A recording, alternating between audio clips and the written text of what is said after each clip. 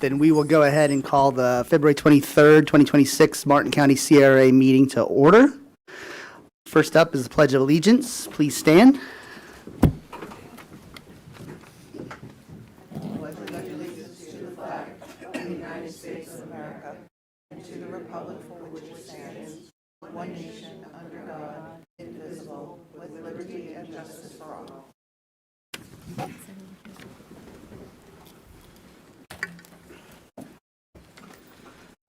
First up on the agenda is the approval of minutes from the January 26th meeting. Make a motion to approve. I have a motion to approve Second. and a second. Any discussion? Anybody have any questions or changes? I think I do. You think you do? Okay.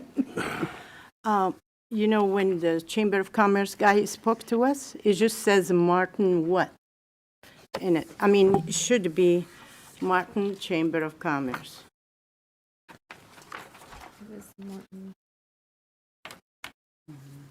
It was here. The Career Connect Martin. Yeah, That's the name of the program. yeah. Yeah, I think the name is right. No, the name is right, but it's from where? Chamber. So you wanted to say through the Martin County Chamber of Commerce? Correct. Martin, Stuart, whatever it's. Yeah. Okay, sure.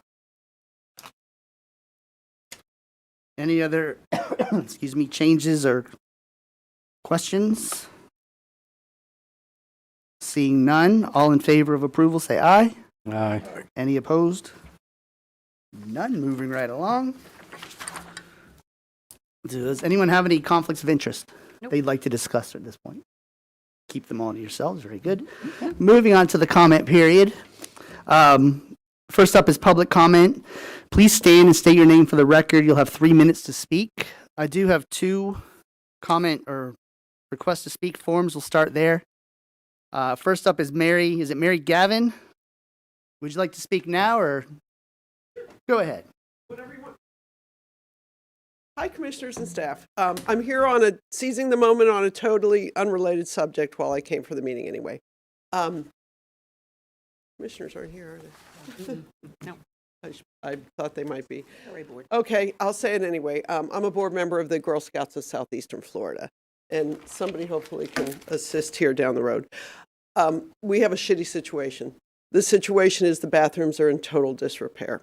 So sorry for the joke, but we're in the process of, because it's a 112-year-old 501 charity, we are in the process right now of gathering the contractors. And what we need, because it's a semi-emergency, we have 1 stall out of 6 right now that they can really use because the walls are literally falling apart around it.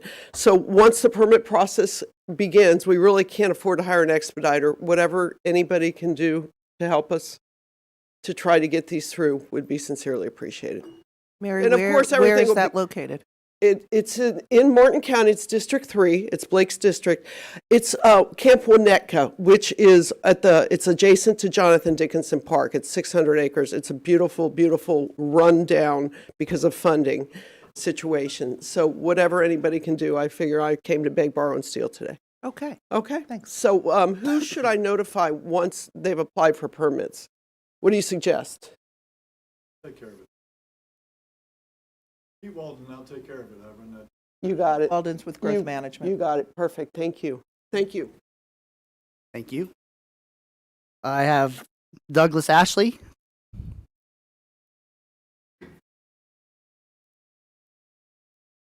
Good afternoon. I'd like to wait until the presentation. I put it on my note, if I could, please, after this Rio streetscape. You're right. My fault. Thank you very much. Your handwriting's so neat. It just all went together. Any other people wishing to speak at this point? Seeing none, we will move into the presentations. First up is the Rio Streetscape and Civic Center Properties Final Conceptual Design. What do you need? The second on the PDF, and then you have to do the view full screen. While they're doing that, hello, good afternoon. How's everybody doing today? Oh, we're alive and well, I think, today. Right. Awesome. Oh, in that packet there.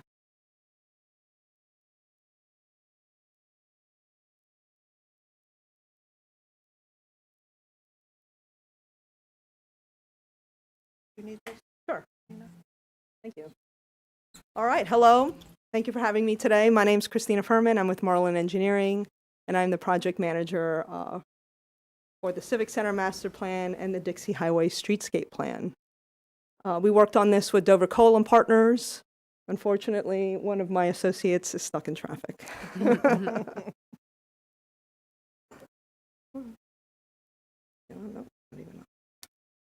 Okay, so just a timeline of an agenda of our presentation today. I'll just go do a quick overview of the project, the progress, the scope, talk about what we did for public and stakeholder engagement, dive into the Rio Civic Center Master Plan before proceeding over to the Dixie Highway Streetscape Plan. So this is our timeline. We kicked this off in late May. We had our first public meeting in early July. We went to our first NAC board meeting in September. We came to you all back in October. And then we went to the public again in December, back to the NAC for final comments last month in January, and we're here today to get your final input and feedback. So the projects have been running concurrently. Project management will be ongoing through the close of the contract. We've completed existing conditions, and with today's meeting, we complete public involvement. Task 4, which included conceptual programming and plan development, has been completed. We're in the process of finalizing our cost estimates and the documentation for both projects. So, public and stakeholder engagement. One of the first things we did is a survey just to understand kind of the baseline of the Civic Center, the usage, how folks would like to use it in the future. And the same thing with the Streetscape project. We wanted to understand how people were using Dixie Highway today and how they'd like to use it in the future. So just some highlights. About a quarter of the respondents use the Civic Center. So it's a little low, but there is interest in using it in the future. Today, most people drive to the Civic Center, but they do also walk, bike, and carpool to get to the Civic Center. When we asked folks the type of events that they would like to see, the top responses were community events, similar to what's being done today, and a community garden, followed by art exhibits and community meeting spaces. When it came to the Dixie Highway, most people, almost 100%, drive, but there are a significant amount of folks that walk, bike, and use other modes of transportation, such as golf carts, scooters, e-bikes, and then somebody had a mobility device, like a walker. When we asked folks how they would like to use Dixie Highway in the future, this some deviation from their first responses, but a lot more people want to be able to walk Dixie Highway, bike, use a golf cart, and to a lesser extent, scooter, transit. When we asked folks what the top missing element was, overwhelming response included shade trees. And then when we asked folks the types of features that needed improvement, they selected street trees, landscaping, furniture, and street lighting. This kind of gave us a baseline understanding of both projects, how people are using it today and what their vision may be for the future. So just a recap of all the different meetings. We had our first kickoff meeting back in July. This is where we went to the Civic Center. We held a public meeting. We had some boards, presentation, and we had comment cards and maps and all sorts of graphics there so that we can get input from the community. We went to the NAC meeting. They gave with some conceptual alternatives. They gave us some guidance to move forward with the Florida vernacular architecture, and then their priorities for Dixie Highway, which included a minimum 10-foot sidewalk, street trees, and on-street parking in that order. In October, we came to you all to review the alternatives. We talked about the Civic Center mostly and the bathrooms not being ideally on the second floor. And then in December, we went to Winterfest. We had a booth, we had boards, we had a map, and we received a lot of comments. I think we spoke to over 70 to 75 people. And we got a lot of support, which I'll talk about shortly here. And then in January, we went to the meeting with 90% plans. The room was packed. there was people standing, and we received overwhelming consensus on both projects. And then now we're here today presenting you the final alternatives and concepts. And just to note, we did meet with the Civic Center Club, the Rio Civic Club, I'm sorry, Parks and Rec Department, as well as Public Works, and received feedback from all of those groups. So just some photos of our initial public meeting. We went there with some boards showing the different types of architectural, the architecture that can be found in Rio. And we asked folks what their preferred architectural styles were. And this is where Florida vernacular kind of came into play. And then we had maps of Dixie Highway, and we asked folks what the issues are, what the challenges are, and where the opportunities are. And we also distributed our survey there. Fast forward to December, you see some photos on the screen. We presented some alternatives for the Civic Center. We had folks choose their preferred style, their preferred site plan layout, as well as the types of uses that they would like to see on the parcel to the east of the Civic Center building today that's currently owned by Martin County. And so site plan B was preferred, which you'll see shortly here. Design A and B was tied, and Parks and Rec ultimately broke the tie. And then when we asked folks the types of uses that would create some type of synergy and they'd like to see in conjunction with the Civic Center site, was coffee shop, brewery, and open space. Those were the top choices by the folks that participated. So for the streetscape project, we spoke to a lot of folks, and out of everybody we spoke to, there was overwhelming support to reduce the speed limit to 25 miles an hour on Dixie Highway, as well as implement some type of traffic calming countermeasures. Folks let us know that they're speeding. Some older residents are afraid to cross the street because there's so many cars and people not paying attention. And so you can see from the photos there was overwhelming support for a raised intersection, a lot of support for speed humps, raised mid-block crossings, median islands, rectangular rapid flashing beacons. I think out of everybody we spoke to, I think one or two said they were not in favor of these items. To just give you an idea there. So the Rio Civic Center. It's located in Rio along Dixie Highway. It provides a vital service to the community today. The CRA is looking to redevelop the building and surrounding area. The site is comprised of the Civic Center property as well as the parcels to the east and west of it. And we are doing this in conjunction with the streetscape plan. Our project goals and objectives have been to create a functional, inclusive civic hub, foster community identity and connectivity, prioritize sustainability and resilience, and incorporate the public's vision into our plan. So this orange outline that you see has been our study area for the Civic Center site plan. And that dotted line you see to the east of that, so to your right of that dotted line, is the parcel that we talked about where folks provided their input in the types of uses. And then to the left of that dotted line is the existing Civic Center site, which is can only be used for Civic Center or civic uses only. So we're limited on that property, particularly to civic use only. And so with that said, I see Andrew just walked in.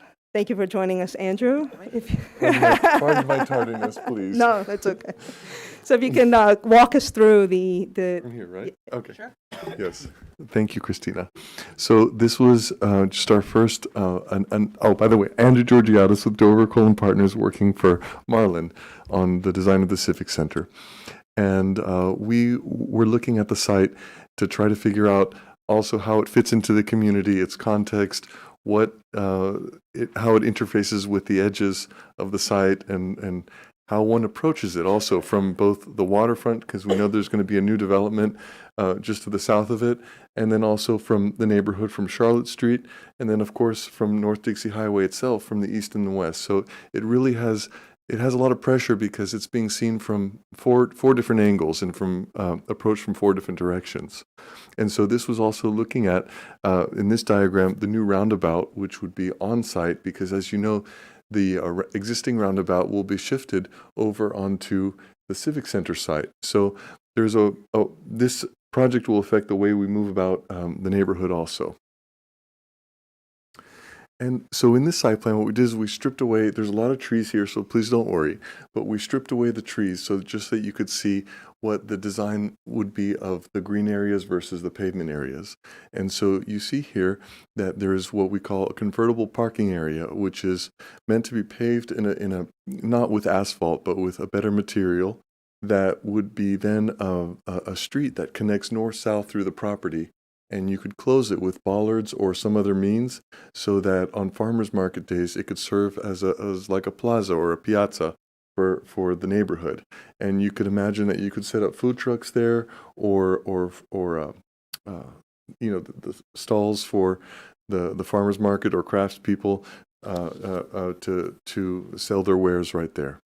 And then the civic center is, of course, the building in the middle, which, as Christina had mentioned, we combined the design that was preferred by the community with the position of the building that they said they wanted it farther back from the street, because originally we had drawn it a little bit too close, and they said, please, we like that one that's farther back. And then the little building that you see next to it is an outdoor pavilion, which could serve as a band shell or also another shelter if you wanted to have a picnic at the green. Then the potential future building, which is the one that you see right up against the street along Dixie Highway, is the potential that you could develop that, since that's not a deed restricted property, you could develop that one for a small mixed use building for the community in the future. And then of course the parking is mostly hidden behind there so that when you're looking at this, what is meant to be a source of pride for the community, you wouldn't see just a big surface parking lot from Dixie Highway, but rather these buildings, which try to preserve the character, the old Florida character that you see in the area. So now this is the site plan that shows the trees. So as you see it sort of makes it harder to see what I was showing you before, but we're going to show you some renderings based upon these that then show how the native landscape is brought back to life for this area with the pine, flatwoods, and other ecosystems there. So before talking about those renderings, though, this is just a diagram so you could see how much square footage is there. So what we were thinking about is possibly that the building would be about just under 8,000 square feet. And that is more than double what the current square footage is. And that's because when we asked the community about their programming needs, they talked about storage space and a gathering space, an office, a kitchen for the catering, better bathrooms, etc. So when we added all that up, we came up with this diagram that had a very tall central gathering space that's 2 stories high. And then the rear part of the building, which is why you see where it says upper floor, would be where the offices and other program would be. And then the community also asked us for a wraparound porch. They said a porch, like a gathering space that was covered, that would face the street and the park and also the farmers market area. And so total, it approaches 8,000 square feet of built space. So now this is that same site plan, but you see how it fits more into the whole rest of the community, trying to synthesize, both the street trees and everything that you see with the design of Dixie Highway and the Civic Center, and also a look at the houses around it. So you see the building is larger than any of the houses around it, but it does have that importance as, the prime community gathering space right there. And this is the version with that optional commercial or mixed-use building that you could have to anchor the park. So this is what you would see if you were on the sidewalk and you were coming up the pathway walking to the Civic Center. And as Christina had alluded to before, we had heard from the community that they preferred the Florida vernacular, since there's a series of architectural styles that you would choose from in the code. And we had presented those mood boards to the community before from the code. And ultimately, they had asked us to be more vernacular. So we used all of the different mandated architectural elements that are listed in your code for the Florida vernacular to produce to produce this conceptual design. And so you see one of the features is that the accessibility, such as even the ADA ramps, slope gently to the sides, where then you have also the staircase, because one of the requirements here is that it be elevated 2 feet, 24 inches, and we know that this is a flood-prone area also. So one of the struggles was how to make it so that those who are using a wheelchair would not be relegated to something that was, hidden ramps or anything, but it has to be right there in the front. And then this is the view of that central green, showing the big old pine, which is sort of outlined in white, glowing, but that's the one that we were trying to save, considering that there's a lot of great oaks and pines on the property, and our attempt was to try to position the building so that you could keep some of that old Florida landscape intact, and then add to it by planting other trees, more sand pines and saw palmetto and other native trees around it to shape that outdoor room, which would be the community gathering space, and then the pavilion right at the back, right there, which could also double up as your band shell. This is the view if you were walking toward the west along Old Dixie Highway. So you would see sort of that the building peek out through that new forest that would be planted there.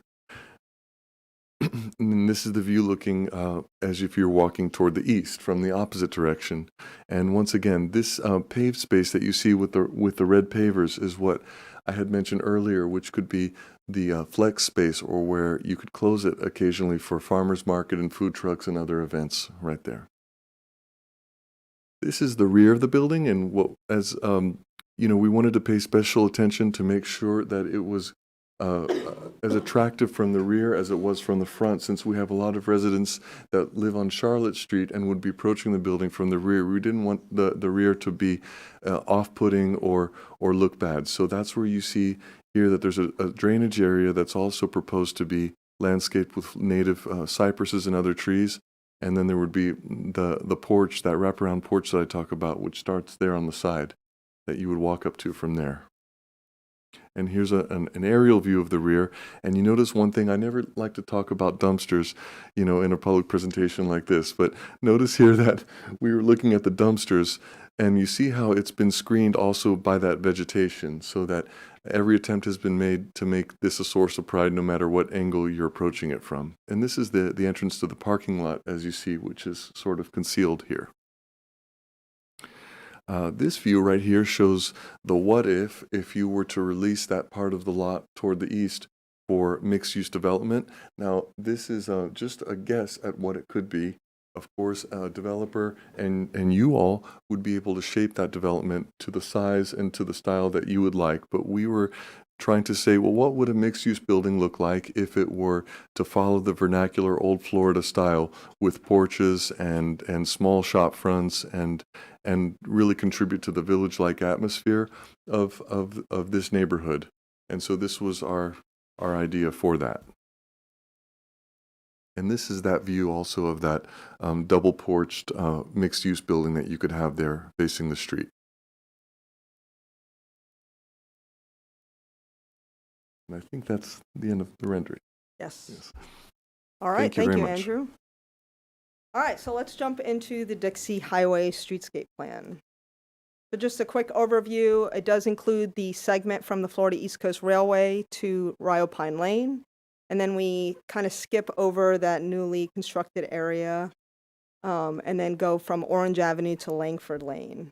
It is kind of the main corridor in Rio as a minor arterial. And again, the CRA is looking to redesign, enhance the corridor and make it safer and more connected to the community. And about 10 years ago, that segment between Rio Pine Lane and Orange Avenue was completed as a county project. So our plan does accommodate drainage, wide sidewalks, direct access to businesses, on-street parking, landscaping, streetlights, and beautification of the S-curve. And we've also taken into account the relocation of the roundabout that Andrew highlighted. So goals and objectives for the streetscape plan include creating a functional and conceptual streetscape project, incorporating community input into the future vision, prioritizing sustainability and resilience, and coordinating this project in parallel with the Civic Center site. So this is our study area. The The orange highlights the two segments that we looked at. And here's our concept plan. So this is beginning at the railroad tracks, the top one.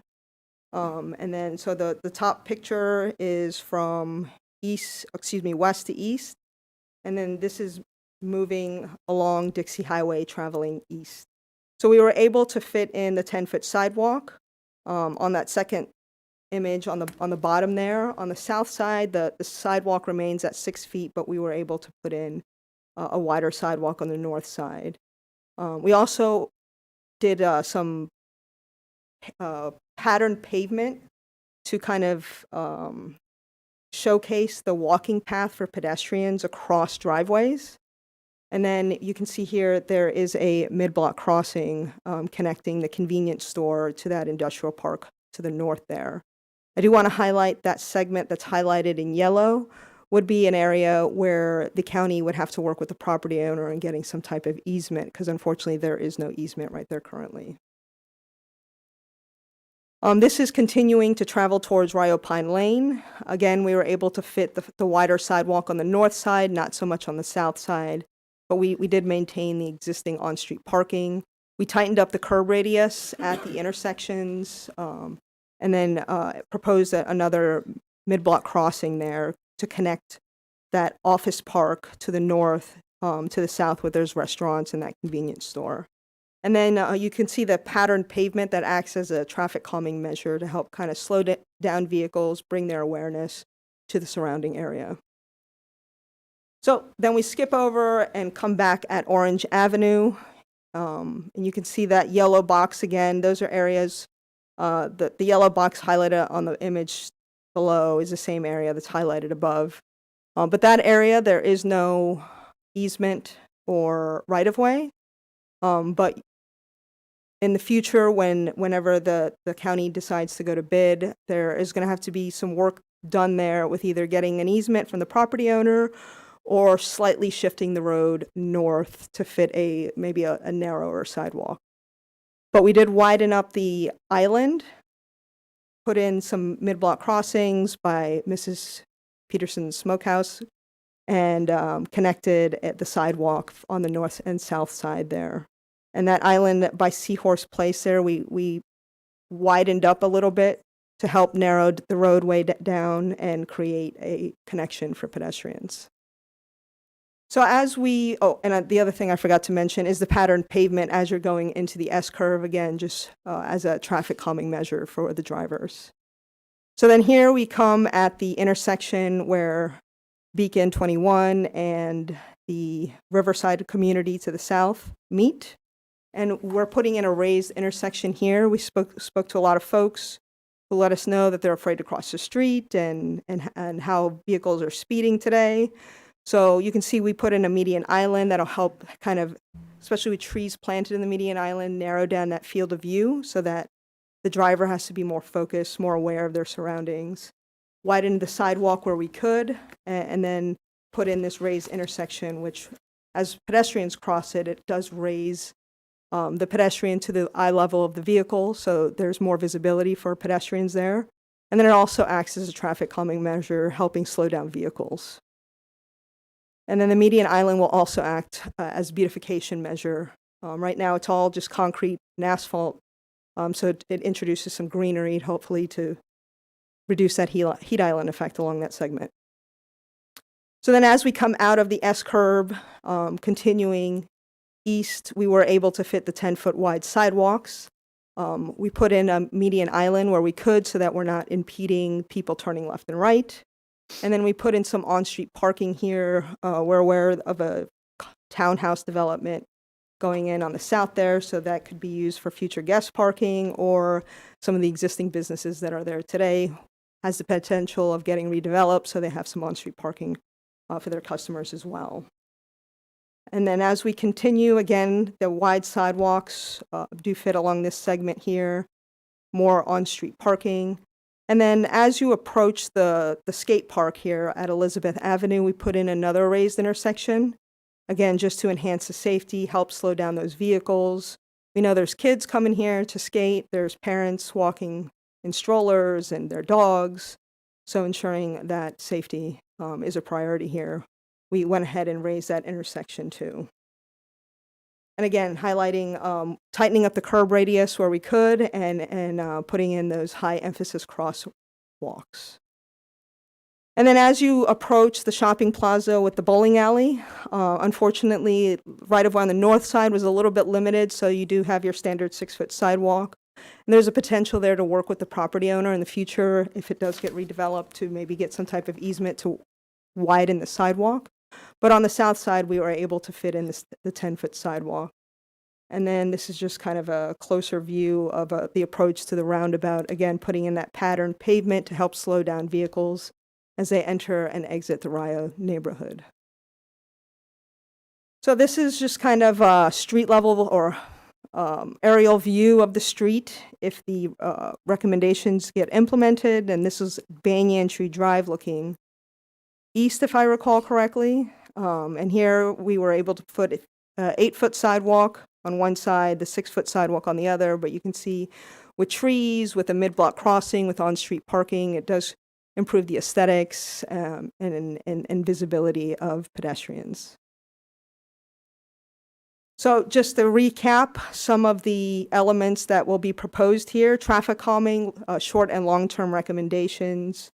We will recommend to reduce the target speed along Dixie Highway to 25 miles an hour. Accompanying the posted speed limit signs with speed feedback signs, it is a countermeasure. Textured pavement across driveways and crosswalks, on-street parking. For the multimodal aspect of it, widening the sidewalk where we could to 8 to 10 feet. High visibility markings for the pedestrians. Raised crossings at mid-block locations with rectangular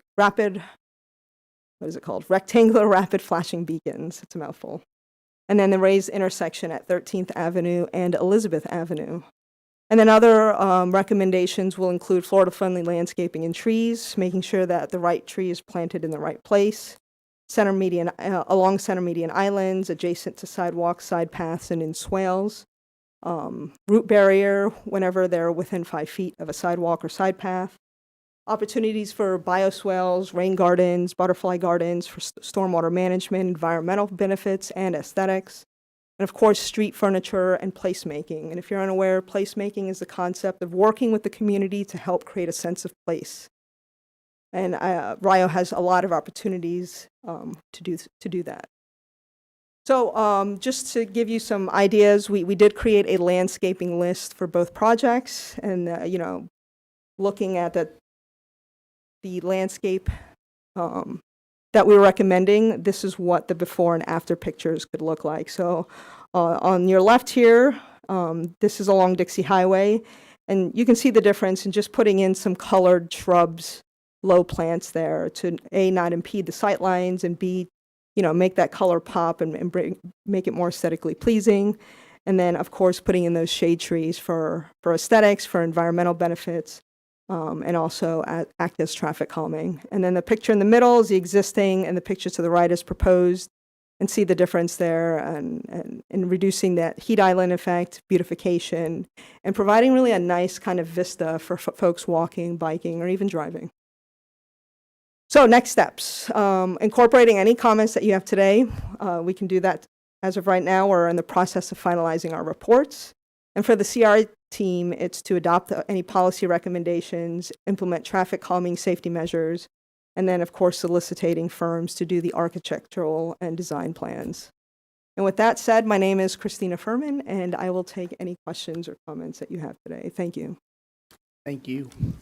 Comment. Anybody have any? Chris, go ahead, Cindy. I have a comment. I love the idea of the streetscaping and that kind of sort of thing, but with the tree placement, are they going to take care to make sure that these trees do not grow up into the power lines so that we have half-chopped trees running around the neighborhood? So this is that idea of right tree, right place, right? So if we're planting trees by the power lines, we're making sure that they're not those tall growing trees, maybe small to mid-sized trees. Those tall oak trees that you see, that you saw in the renderings, for instance, they would be placed not so close to the power lines. Either that or consider maybe undergrounding the power lines. I realize that adds additional cost, but That is a significant cost. yes, I realize. The county does have that option, but again, there is a significant cost associated with undergrounding the power lines. Yeah. And there's pros and cons to it as well. Oh, yeah, yeah. No, I said it just makes me crazy. I drive along Savannah Road and the trees are like V's. I hear and you. it's- In my it's awful. neighborhood, that same thing. They're V's, and It's it's like, oh awful. my God, these 50-year-old oak trees. I feel so bad for them. Okay, that's only my comment. Quick comment here about the trees. Wasn't that a high priority of the community as far as them wanting shade trees so that perhaps burying the power lines will advance that priority? Yes, as part of it, as part of the report, we're providing kind of a cost per mile estimate of what it could be to bury the power lines, but ultimately it is up to the county and the community itself to do so. It Maybe is a significant cost, but yes. maybe it can be weighed as far as a high public use area, then the investment's worth it, whereas an area perhaps where the sidewalk's smaller or you could not have the space to plant the trees, less of a priority in those locations. I'll take a note of that. Thank you. Anyone else? I have a question. What's the game plan on the lighting? So the lighting, we're recommending that so there's current light fixtures on the completed section of the Dixie Highway from Rio. L lighting? So we're recommending just to matching that. The community seemed to like the lighting that's already out there, and it'll kind of match the existing section already completed. Thank you. Jamie? I was curious what the community thought about the entrance to the parking lot being more connected to the neighborhood street as opposed to Dixie Highway. There wasn't really any comments related to the parking access. It was more of concerns if there's enough parking, which I believe, Andrew, you can correct me, that there is enough parking for the Civic Center site. Of course, when you have events, there's always going to be a need there, but for just average daily use, I think we're exceeding the parking requirements. Okay, I just wanted to make sure that they didn't have any concerns with the main entrance being connected to the neighborhood as opposed to Dixie Highway. Yeah, no, we didn't receive any comments related to that. Okay, thank you. No problem. Anyone else? Yes. I think it looks great, by the way. Thank you. I think the whole project's good. The road, the building, the extra the parking area there, I think it's a great idea. And it seemed like the roadway. It's a little bit hard to follow on the images, but I kind of got through it. And it looked like maybe as far as planting goes along the roadway, you had some of the spaces that were the 8-foot spots, but then other ones went down to smaller areas. I'm guessing as time goes by, that'll be defined and refined. So on the section that's nearest the FEC, that's where the right-of-way is the narrowest. I think it's like 35 feet, roughly. So it's super narrow right now. Unless you were to really get rid of on-street parking or somehow acquire additional right-of-way, there really isn't a lot of opportunity because of the limitations that we're working in. And then if I could just highlight too, at the beginning here, we were able to put in the sidewalk on the south side because that's county property up until you get to that yellow box. So do you think all the green areas will have some type of landscape feature? That's the idea. Okay.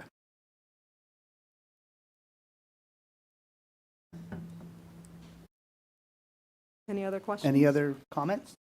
Nope. Then we'll go to the public. Mr. Ashley, I still have your form right here.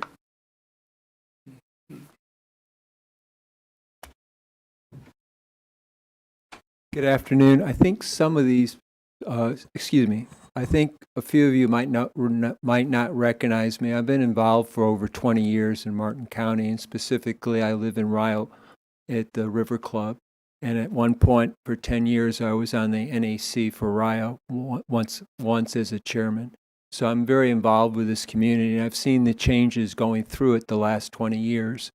One of the things that Christina brought up, and everything that was included in both reports, I'm very impressed with. But I want to emphasize something that I got involved with many years ago with the street project when it was done 10 years ago. And that process was construction. I always call it move the dirt kind of concept. In fact, I got very familiar with engineering. In fact, engineering and I believe we became good friends. So one of the things I want to emphasize, and I was pleased to hear it from Christina Fernan in her report, was the community overall was to reduce the speed limit to 25. Now I want to put another component in, and I don't want to criticize, but I understand the Rio Marine Village and the preserve are coming on board too. And so there's going to be more than just the Civic Center itself. You're going to get more involved with it. And I'm not trying to criticize, traffic or anything. We all have to live with it. It is what it is. What I want to talk about is the 25-mile-hour speed limit. I understand, and this might be beneficial to your CRAs too, or your NACs too, is that I understand and believe the Martin County Comprehensive Plan and Land Development Codes provide flexibility for lowering the speed limit to 25 miles per hour on Dixie 707. So what I'm thinking is the projection, this is going to happen, and she didn't mention it, and again, I think it was a very positive report, but the timeline doesn't happen overnight. We all know that. So what I'm thinking is what we have concerns now about speeding and trying to build traffic calming a lot of different ways is I like to propose at this meeting that they start the process of seriously considering 25 miles an hour through Rio from the railroad tracks where it's coming up the hill on the west side through the S curves. Thank you very much. I guess my time's up. 30 seconds. You have 30 seconds. Well, again, I know it goes through a process, but like I said, if you can encourage it or can understand what I'm trying to do, I'm going to go to the next meetings, the commissioners' meetings. But I hopefully that'll be an input that you might want to seriously consider, not only for Rio, but if it's applicable to your CRAs. Thank you very much. Thank you. I have another form from Pam Brunell. Would you like to speak now? Here, so. Good afternoon. How are you? Hi. I live in Rio. My big concern is our wildlife. Thank you. If you know where Weed Line is, I don't know how many you go through Rio on a daily basis. Has anybody ever looked at that property across from Weed Line? How many gopher tortoise dens we have there? Is that a concern to anybody that we're going to wipe out the gopher tortoises out of Rio? Does that concern anybody? Does the wildlife or the environment concern anybody here except 10-foot sidewalks? Building right up to the sidewalks, like in Palm City, or that new boat storage? Is there any way we can pull up the picture where she's talking about? The one You area? know how many I'm not gopher sure tortoise where- dens we have in Rio? Is that even being considered? I think during permitting, it is considered. It has to be. Yeah, I mean, they don't just ignore things like that. I mean, they shut down projects because of that. Right. Is there any way of preserving some land for the gopher tortoises? I know that they sometimes they move them. I'm asking for a little preserve there. That's a great gopher tortoise. I know it's already a footprint. There's trailers used to be there. Now nature has taken that back over. And now we're going to put 10-foot sidewalks instead of 8-foot sidewalks. And we're going to build right up to the sidewalks. So a little piece of heaven in 707, I think we're going to have to come up with a new motto. Because I think Rio, this is my opinion, it's too much. Way too much for that little area. We don't need so much growth. Why so much? Why so big? Why can't we keep it small and everybody still makes their money? That's all I have. Thank you. Thank you. Anyone else have any comments at this time? Seeing none, thank you very much for your presentation. I can say from the meetings we had in Rio, everybody's really excited about the project and had a lot of good ideas and suggestions I know that you guys took good care of. So thank you. We appreciate it. And we'll move on. Cool. Thank you again. Next up on the agenda is Florida's Mobile Park, request to amend Article 12, and a whole bunch of other stuff. So first, Mike, just so that you know, and the board, we're going to hear from growth management on this topic. Okay. Johnson, it's going to address you.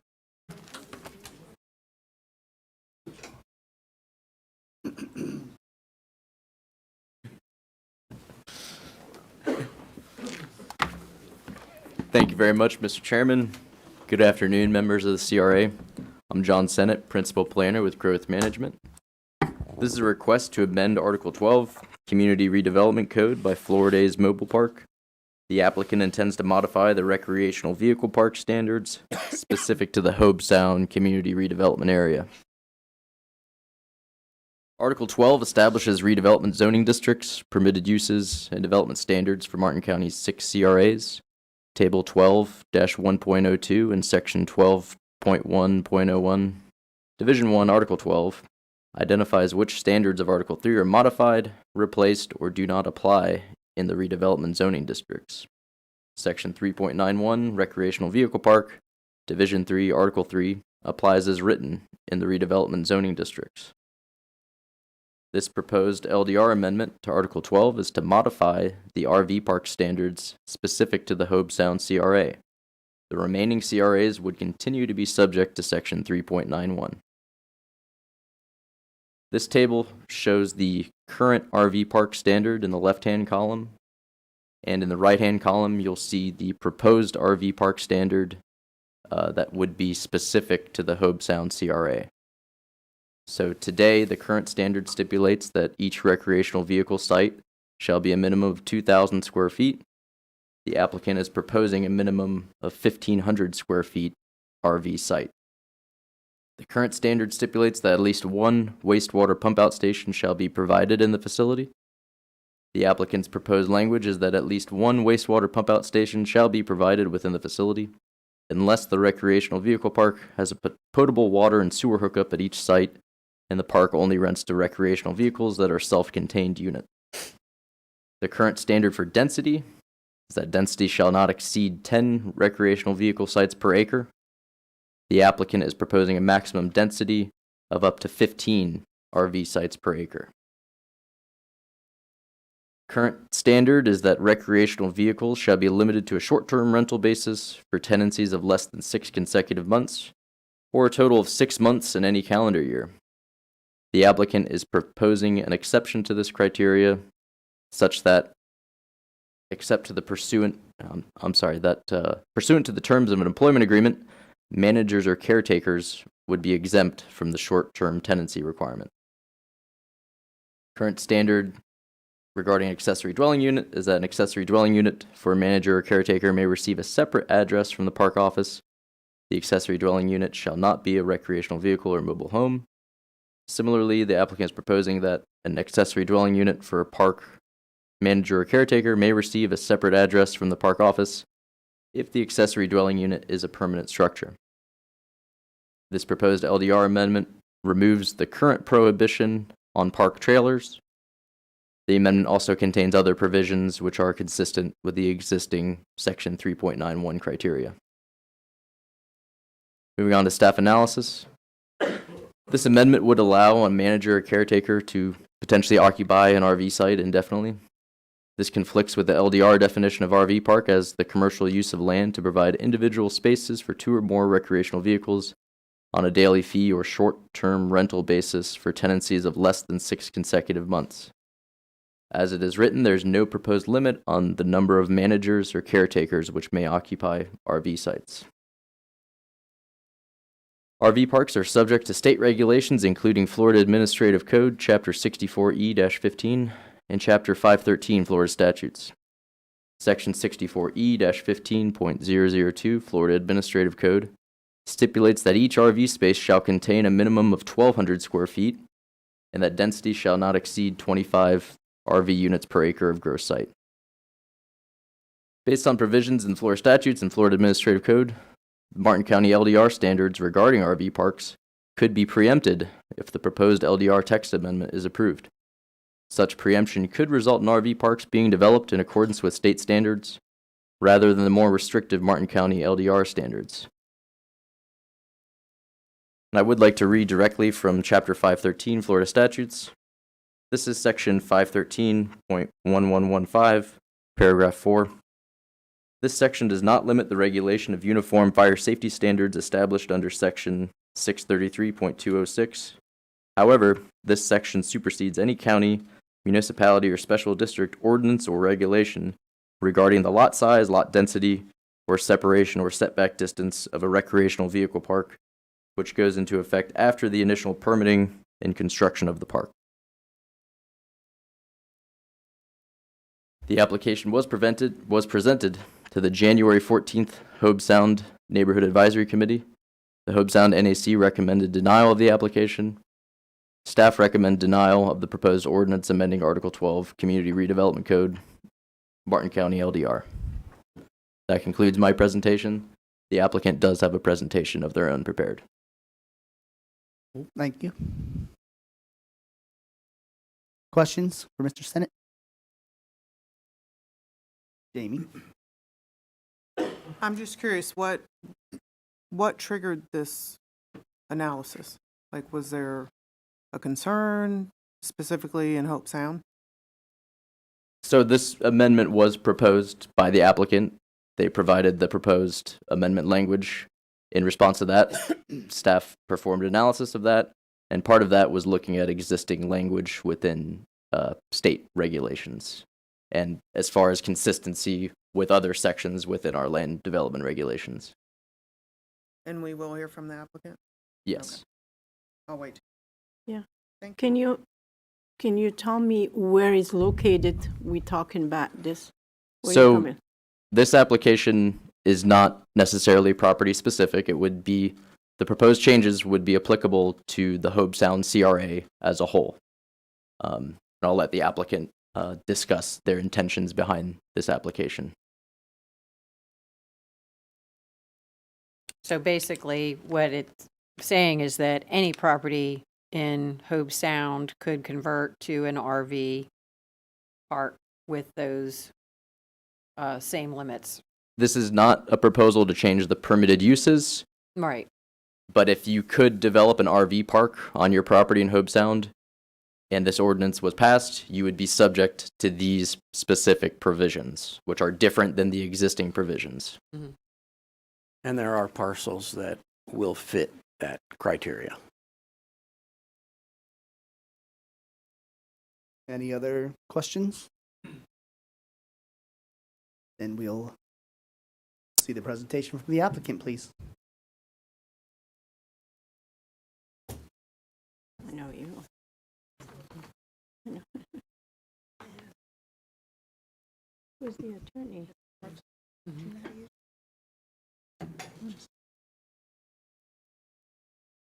Sorry about that.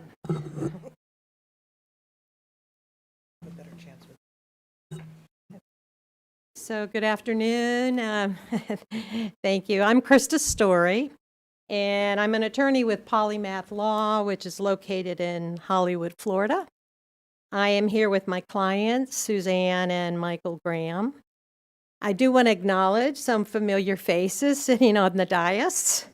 Based on, I spent 25 years as a senior assistant county attorney here in Martin County. So I do have some knowledge and background regarding Martin County and the codes. So having said that, I've been pleased to be representing the Grahams with various applications since 2023. They've been in this process to try to enhance and revitalize their recreational vehicle park since 2023. And that's part of what I want to share with you a little bit. The first thing I wanted, so they are also here to they can answer some operational type questions. It is a policy decision for you to make in terms of whether you could support a change to the text. But some of this, I think it's important to have an understanding of RV parks and those types of things. So we'd just like the opportunity to do that as we move forward. The first place I'd like to start with is kind of the context of CRAs. Community redevelopment areas in Florida are special districts created by local governments to revitalize, rehabilitate, redeveloped areas that at one point in time were deemed to be blighted, they had slum conditions, or they had declining property values. CRAs use tax increment financing to fund public improvements. You've been talking about these things, create jobs, and to stimulate private investment. And on behalf of my clients, that's one of the things, to stimulate private investment.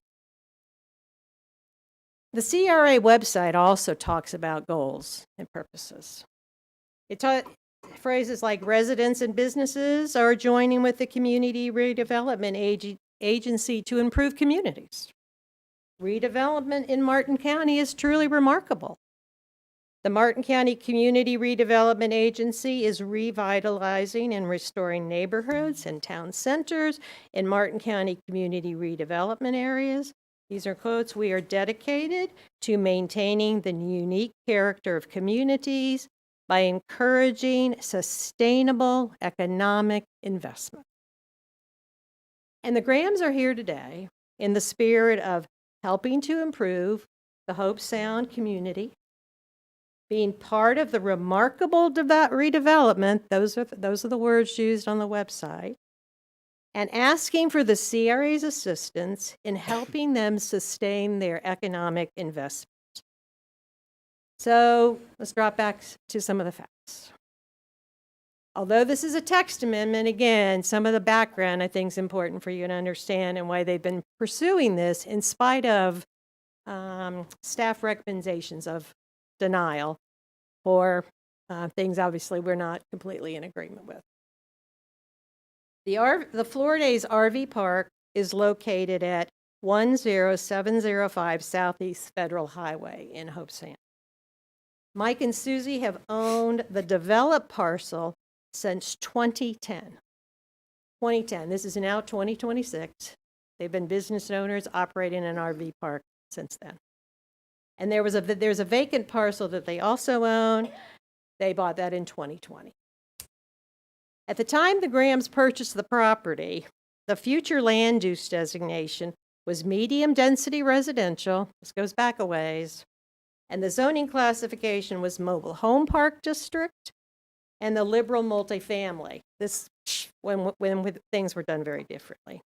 In 2020, with the adoption of the Hope Sound Redevelopment Code, the future land use designation was changed to CRA Center, which we have, and the zoning was changed to the Hope Sound Redevelopment District. At the same time, the Hope Sound Regulating Plan established sub-districts for each piece of the property that they own. And this next thing came as a bit of a surprise because the Grahams developed parcel, where the units have been for quite a while, was assigned the general sub-district in which RV parks were not a permitted use. Not a permitted use. The undeveloped parcel was assigned the corridor sub-district where RV parks were a permitted use. So they had a disconnect in trying to move forward with their purchase. The Grahams became aware of this issue when they began to explore options to improve their park. Their goal has always been the continued operation of the Florida's RV park with possible upgrades or enhancements to contribute to the betterment of their community. The Grahams had a pre-application meeting in August 2023 with staff. We are now in almost a March in 2026 that we've been working on it. The suggested path forward was to apply for a sub-district change to corridor for the developed parcel, and as well as revised text language to allow them to bring the Martin County RV regulations into more keeping with what has been, which you have at the state level, and you saw some of those on the screen. After submitting the application, which included the sub-district change and the revised text, staff advised the Grahams that they needed to separate the applications, take care of the sub-district change, and that the text amendment would have to come later. Although initially, they were moving forward together. Ultimately, the sub-district change was granted by the Martin County Board of County Commissioners in January 2025. So it is appropriate, permissible for them to have an RV park on that property. So since January 2025, the Grahams have been engaged in an effort to revise the current code requirements governing recreational parks in Martin County in order to allow them to economically revitalize the Florida's RV park. That's what has driven them to this point. One of the things, this is an RV park, it's not a resort. Now, those terms are not clearly defined, but we'll show, one of the things we'd like to be able to show you is what their park looks like. And it's a very nice park, but I don't think anyone would call it a resort. And I think that's something that you should keep in mind, just in, some of this, again, I'm not talking about specific definitions, but it plays into some of the issues here. So the proposal before you this afternoon is to make revisions to the portion of the community relevant redevelopment code that applies only to RV parks within the Hope Sound zoning district. Mr. Sinnott did a very good job of setting out some of the differences, and so I don't necessarily need to go through that. Some of that, I'm a lawyer, so you talk about the law and code and all that. But John, thank you, he already did that. I don't need to talk to you about that.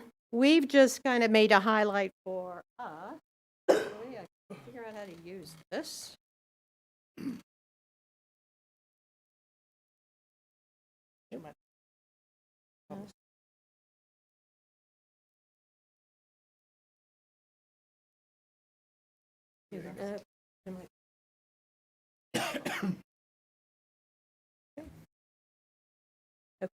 So this slide just shows you what you've probably already seen in terms of what currently exists, and we can go back to that. Oops, and I'm going the wrong way. Okay, this is a summary. This is a summary of what was presented to you. We can talk specific. I want to talk specifically about some of those parameters in a minute. And let's see. I want to leave that up for a second. So one of the things that after a significant amount of discussion with the county staff, and actually the Grahams have had numerous meetings with county commission to talk about this and what they could possibly do moving forward.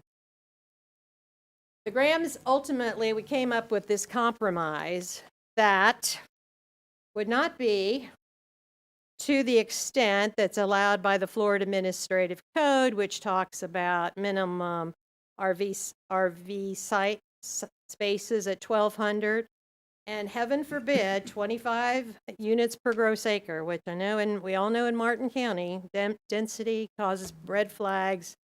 I'm not a stranger to that whatsoever. I understand that.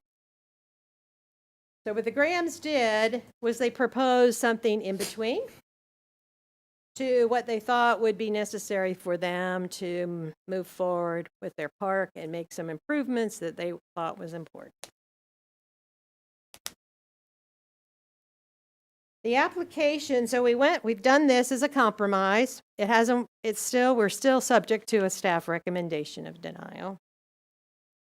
The application has been presented a couple times to the Hope Neighborhood Advisory Committee.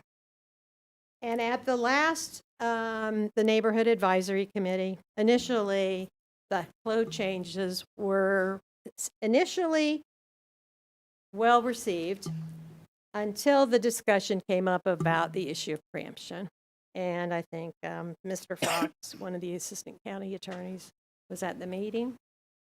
And he discussed the preemption issue, planted the seed that RV parks could be subject to these less stringent standards, could, might, maybe, could, not definitive, that then, this concept that these could then go viral, I'm being a little flip, I apologize, in Martin County, and with these much more, these looser standards. The Hope Sound NAC inquired as to whether something could be drafted that could limit the change to just floor days, because they felt the Brams have been a part, in the community, although it's a text change, that's possible. However, the county attorney's office didn't appear willing to even talk about that issue because of the concern over preemption. So on behalf of my client, and I'm a lawyer too. I used to represent the county attorney's office. I appreciate their role. I appreciate that you want to be very conservative with your client. But I get the possibility of preemption, but it's a possibility. It's not a guarantee. It's not a definite. This is what happened. So Martin County changes its standard in Hobe Sound only. In Hobe Sound only. Someone then asserts, Martin County, you've changed your rules and regulations. We would like to we'd like to go further. We'd like to have the state administrative code sections apply to us. So they make that. They bring that forward. They talk about it. It goes through a process. Maybe, could, should. It's a hypothetical. The impact to the Grahams of this continued discussion of preemption is very concrete, because no matter what they proposed to compromise, to limit it, we are still subject to a concern over preemption, which I think is out of proportion. One of the other stumbling blocks that the application has faced is the perception, the topic of density. I'm not going to, I understand. In density, it's very much about density and increasing density in Martin County. But one of the things that's a little puzzling and different, density is kind of the standard definition for planning about density is dwelling units per acre. This is a recreational vehicle park that's a commercial use. People do not live here permanently. It's very transitional. In and out, units in and out. Yes, one of the issues with one of the requests to increase to reduce the maximum size so there can be smaller spaces is that to provide an option for some other types of units in there. But they've still got to be in and out. So at any given time, I understand, I'm not arguing that the word density doesn't appear, but I'd ask you to take a look at that and this fear of that should be the premier issue that should be considered in the evaluation of this. These are not making the same comparisons as you would, for example, in a residential development. Increasing the density from 10 units to acre to 15 or 20, sure. These units move in and out. There's some times of the year the the occupancy rate is very low, and that would be standard. And other times it's high. But those are kind of the elephants in the room, the preemption and the density. So, finally, one of the things that I would like to do is take a moment to address some of the commentary that was provided by staff at the Hope Sound NAC meeting. And you might hear more of that today. There appeared to be a misconception about the nature of establishments such as Florida's RV park, as contrasted with an RV resort. We've talked about that. I understand it's a little squiggly. And I don't know if that's something that could potentially address or resolve some of the issues here. The discussion was generated by a statement that RV parks such as these can and do provide short-term affordable housing. The Grahams can give you examples of sometimes when they have contractors, people that are in town for short-term jobs or something such as that, who for 6 months rent spaces in their park because it's more affordable than hotels or rental housing or something. And even if you can find such a thing anymore, I don't know. But there was a question, and the response back from staff was that in these types of parks, what you've really got, I think, is something like, kind of the concept that we've got mega or $1 million units that are only can be afforded by the very, very wealthy. That's not the case in some places like this that doesn't have the range of amenities. Now, the Grahams have gone out and taken some pictures because I think it's important, and we've got some if we can put them on the doc cam at some point for you to see. These are not these huge, huge $1 million RVs. And so, yes, took some exception to the fact that the Grahams who run the park have been in business, know what the nature of their clientele was. And they were not, they were speaking what they knew to be the facts. The other thing that, let me take a minute, and I have to put on my reading glasses because I've lost track of what I'm doing. Oh, the other thing that was at issue, so one of the incentives for the Grahams, and I am finishing up, is that right now, the density and the size of the sites makes it economically infeasible for them to make some improvements, makes it economically infeasible for them to address the issue of their the sewage disposal on their site. And so there was some question about that. There was a question about that from people who are not in the recreational vehicle park business, who don't understand it, and yet we're taking issue with statements by my clients about what was one of the factors driving them to this proposal. So I think it's important to know that the Grahams have owned this property since 2010, and they came into it and they found something different than they expected. Okay, buyer beware. I understand all that.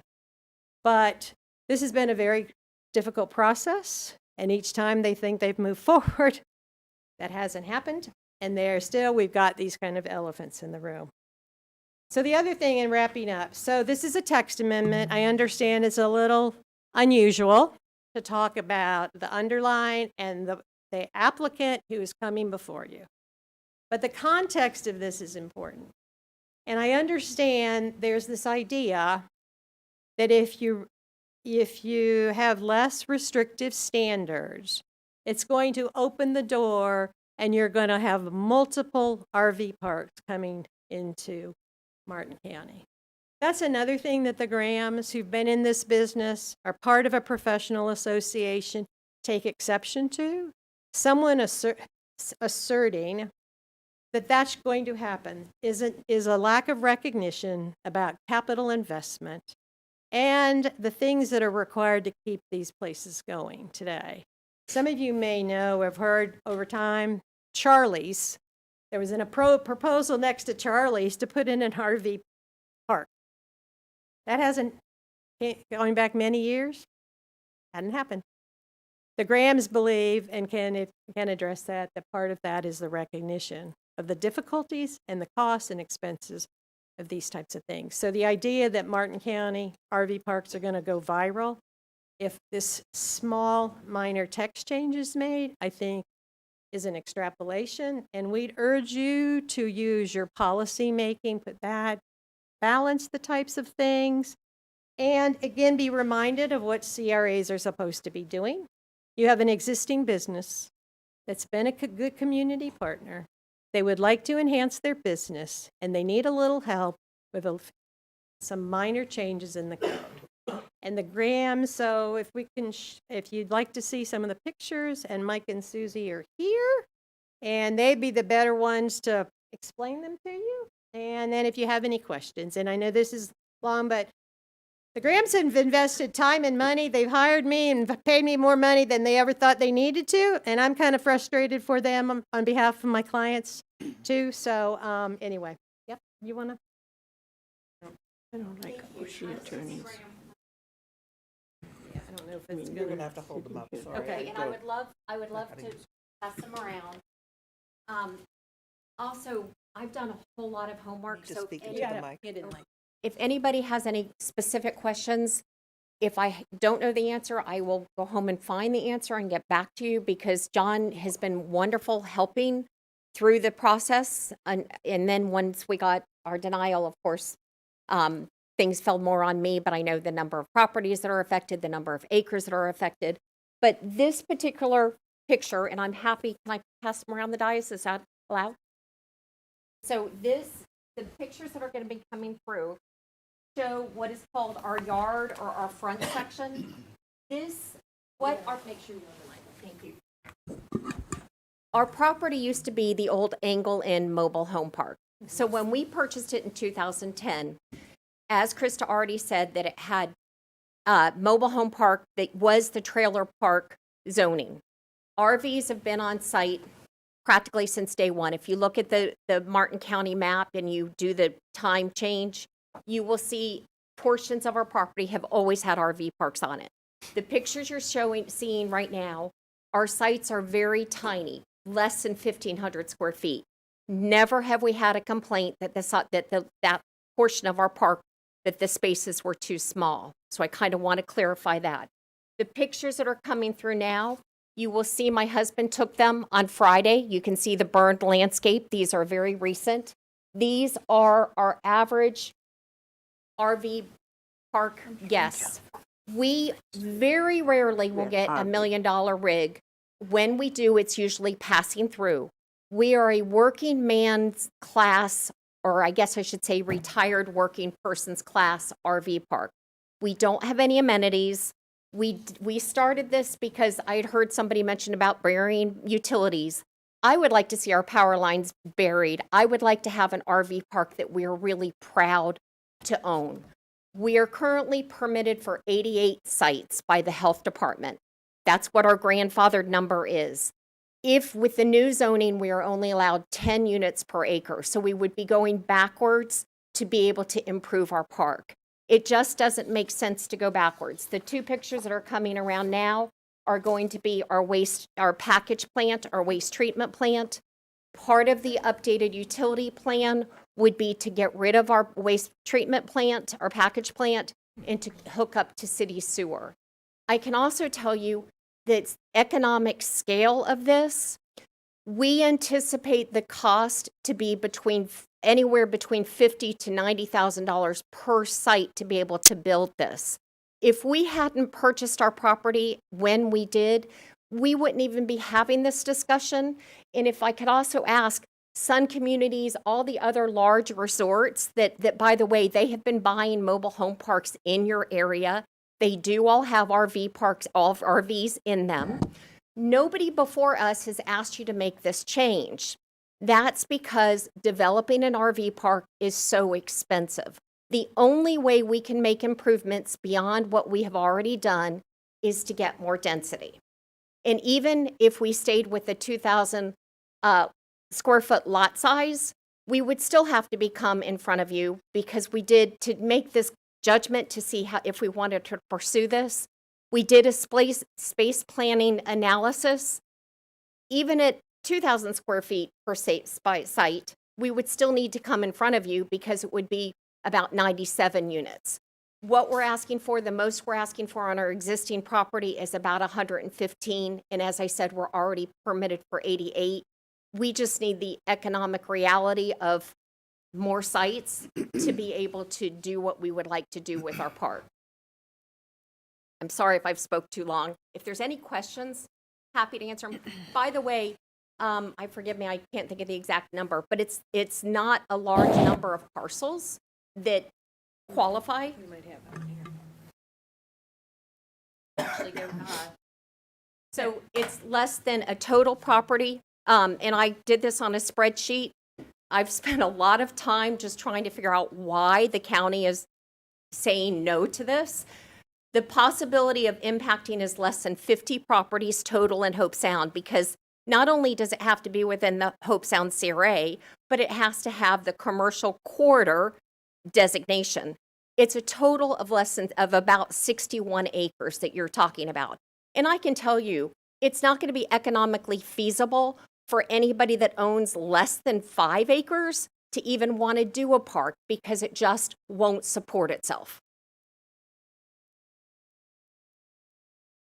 Anyway, do you have any questions? I think we've spoken plenty. So. Anybody have any questions? Go ahead. So currently you're permitted for 88. With this change, that would add how many? It would add, well, You gotta come in here. 88, less than 20, about 25? So 88 plus 25. Yeah, maybe 27. I'm sorry, I'm not Goes doing to the math well 115 in my total, head. right? Approximately. We have 7.9 acres on our original site. The parcel that we purchased in 2020 that was allowed to have RV usage, sorry, I'm getting tongue-tied, was 1.2 acres. But we only have plans, if we did do the second parcel, it would be as Part A and Part B probably a year or two later to be able to afford it. So it would be just one master plan of the 7.9. And honestly, depending on which county website you look at, I've seen as little as 7.6 versus 7.9. So saying safely 7, that would give us, it'd be between 105 and 115 sites. Mr. Chair, if I may, John Sennett, Growth Manager for the record, those 88 sites are permitted through the Health Department. There's currently no approved Martin County final site plan for this property. Partly because it was the old Angle Inn mobile home park. And those 88 sites, about how many square feet are they right now, each? It varies. It used to be a mobile home park, so probably 50 are mobile home sites, and the assorted others vary from tiny. Does everybody know where our park is? Mm-hmm. It goes from US 1 to Dixie. I am happy to give you Mike and I's phone numbers. We would welcome you guys to drive through and see our park. You can see we've made as many improvements as we possibly can. So the sites vary, but the front section of our park, the sites are minuscule. Those were the first 4 photos that went Can you through. tell them the square footage, so you think? There's about 6 sites. Come to the mic. 60 sites that are about 2,000 square feet. The additional, my guess is range between 1,000 and 1,500 square feet. They're the ones in the front. Those are the ones in the front. And by the way, our conceptual plan would be still to have the majority of our sites somewhere around 1,800 square feet for our long-term. When I say long-term, it would be probably a 3-month stay. And then for the smaller 1,500 square foot sites would be reserved for transitional. We still want if anybody's been to the Florida Keys, we've driven by some of the RV parks down there. We don't want them squeezed in like sardines. And again, we do want to be an RV park. We would like to have a pool. We would like to have a community center, but we don't want to be an RV resort. We really like the clientele that we do get. Sometimes the summer workforce, short-term workers can be a little unsavory, but luckily we have good managers that keep that in check. So you were initially working with the staff and getting suggestions and recommendations on what you needed to do Jamie, prior we- to you purchasing and. Well, actually, yes. In 2010, if you recall, we purchased our property directly from the bank, so we were able to purchase it right.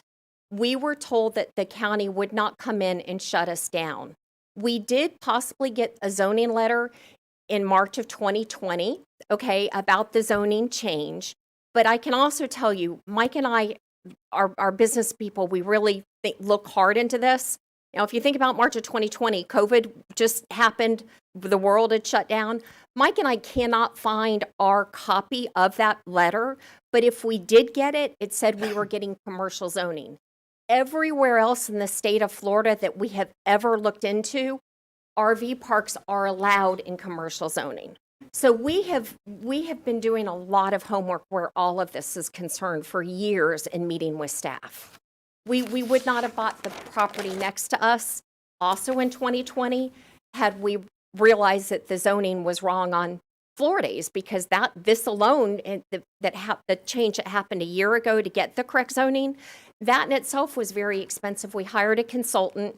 As you can see, I am now representing ourselves because we felt like it was a lot more economical, and we feel that we have very good legal representation, and that I kind of feel like I've gotten a land planning on the job training. I've learned more about it than I ever thought I'd know about it. Know that feeling. Totally. Thank you for your time very much. And any other questions? Any other questions? I just have a concern where you're asking in the code change or in the LDRs to change for caretakers and or managers. Cindy, thank you for bringing that up.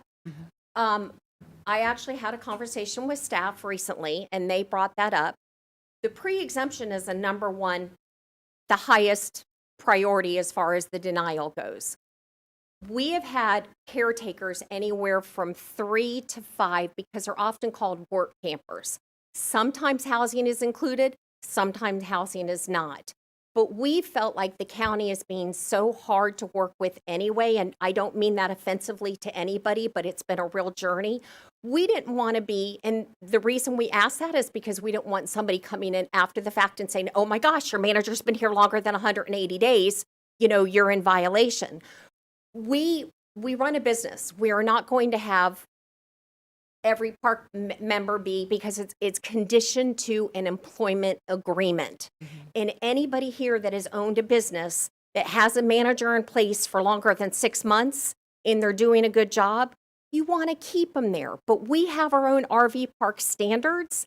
If their RV unit falls to substandard, it's going to be taken care of.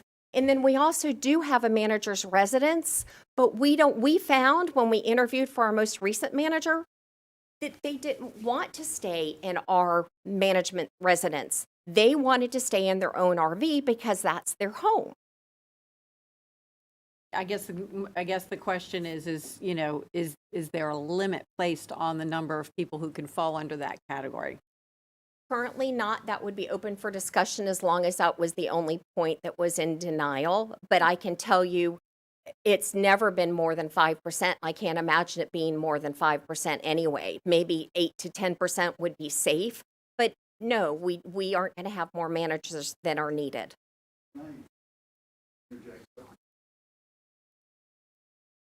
Talking about the managers. You just need to identify.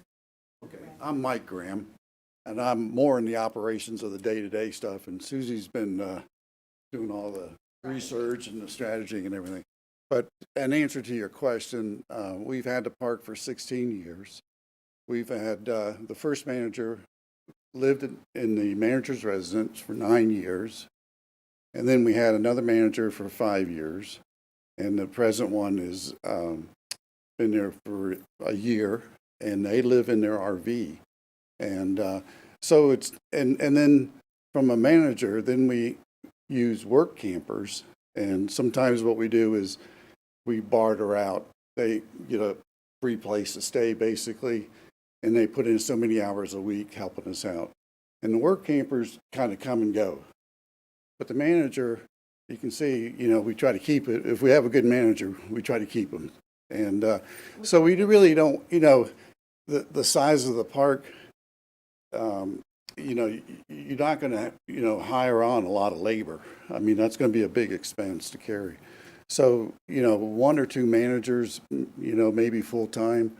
Right now, we're running with 1 manager and an office person. And, that's pretty much it. And then, when we do have things that need to get done, we might look at, using a work camper, something like that. But, it's just, operating a business, we don't need a crew of 20 people. So we're not going to have 20 sites taken up with, managers. That's just not going to be economically feasible. Okay. Just as in follow-up, as Susie and Mike, we became quite good friends over the past almost 3 years doing this. So as she said, that may be something that could be a consideration to put a number on it. But quite frankly, when we reached out to staff, said if that was a change, is the recommendation going to be any different? And the answer was no. So anyway, that's being very honest about it. I'm still did not picture where the place is. It's just south of the Greek church. It's next property. next to the church. Like right next to it. They have Just south of the Greek church. newer It's right yellow across Porter. sign. Between Dixie and US. Same road. It has lovely landscaping and just a little entranceway. So I missed it the first few times I Not drove on the by. site where the church is. Okay, so if you think one site south, and Krista's right, my husband is a former landscaper, interiorscape, but he landscaped the front, US 1, and also the back on Dixie. So if you drive through by, it's got a yellow sign out front that says Floridays, but really and truly, you can't see the RVs from US 1, a little bit from Dixie, but US 1, they're pretty much all screened by landscape. Yeah, but Porter Avenue, it looks horrible. That's partly because a lot of our old driveways, broken up driveways, encroach on Porter. Because I go there all the time. That's my church. We would love to improve it. And we, as a matter of fact, we went to the expense of Especially the- repaving the front. We just repaved last Friday that entranceway on Porter, which is not even our road really. So to fix it up. I just want to give a little perspective on this. Next on the list. The Hope Sound NEC had a long conversation, as you heard, about this, and we're in favor of the park succeeding. It's not that we don't want the park to succeed, because we feel like it's an asset to Hope Sound. Part of the concern was that it may lead to other changes that perhaps were not in our liking. Or really, we took staff's recommendation that there could be an issue with this in future parcels around the county and in Hope Sound specifically. So with a close vote, the idea was that we didn't want to open up Hope Sound to a problem. And we understand that developing a parcel into a RV park is not a overly economical compared to, a 2-story apartment complex that could happen. So we get that, but we're citizens in our town, and so the text changes, as you guys have heard, are not simple. This isn't just a simple change. They're much more complex in our opinion. And so the idea was that this did not fit. So I don't know if that helps you guys or not, but that's kind of where we were coming from. What did they think? Like, I'm talking about the community. In order to get some improvements there, because of course it would continue to get run down, what do you think that they felt the solution would be? Well, one of the ones was, can we make it specific to this individual parcel? Only this parcel. And I don't believe that's a possibility as far as what I can tell. So That was going to be my recommendation. And Right. to maybe also stipulate the percentage of owners that could have been, that could what Cindy live brought there, up. yes. Sounds There was controlled. definitely like parameters that we because discussed. I would hate for it to continue to get run down, Sure. and then it would affect, the community that way. I mean, I was the just curious Then- what they were the thinking. church. Then they just sell. So just to answer that if I could, so, Martin County, like a lot of places, used to have things called special exceptions, which were site-specific or conditional uses. And, I don't think, because those things kind of grew out of favor because some of the legal standards, and there was just, so you don't find those types of things as an option unless you can craft something that could be, I've given this some thought, trying to figure out if there's a way to craft some language that would just really describe this particular Florida, this particular parcel in RV park. But then you run into some other legal issues if you don't have a public purpose, if there's things like that. So, you've heard the expression you're caught between a rock and a hard place. When I first started my career in St. Lucie County as an assistant county attorney, county commissioner, sometimes it was worse because if it was between a rock and a rock. And so Florida's is between a rock and a rock, which is worse than a rock and a hard place. So we're asking you to consider it. And I think I'd like to the preemption, I'm not disputing the opinion of the county attorney's office. I used to be there. But I think that's maybe, could, might. And if it's if it's the text change, the policies are the issue, then let's talk about those. But I think the preemption is is maybe more speculative and hypothetical. And I think that's part of your policy decision and the Board of County Commissioners, because there is no words, specifically laws, that says that is definitely going to happen. I understand it. I don't want to diminish it. But this is more of a reality to my client than this speculation about preemption. Any day, the Florida legislature could preempt any blessed thing that local governments do. So anyway, I may have been arguing against myself, but anyway, still, we appreciate your consideration, and hopefully we can get your recommendation of approval so they'll be going there no matter what. The Grahams have decided they've invested this much time, tears, everything else. So they'll be going forward to the local planning agency and the Board of County Commissioners in a hope of improving their property, which is what this is all about.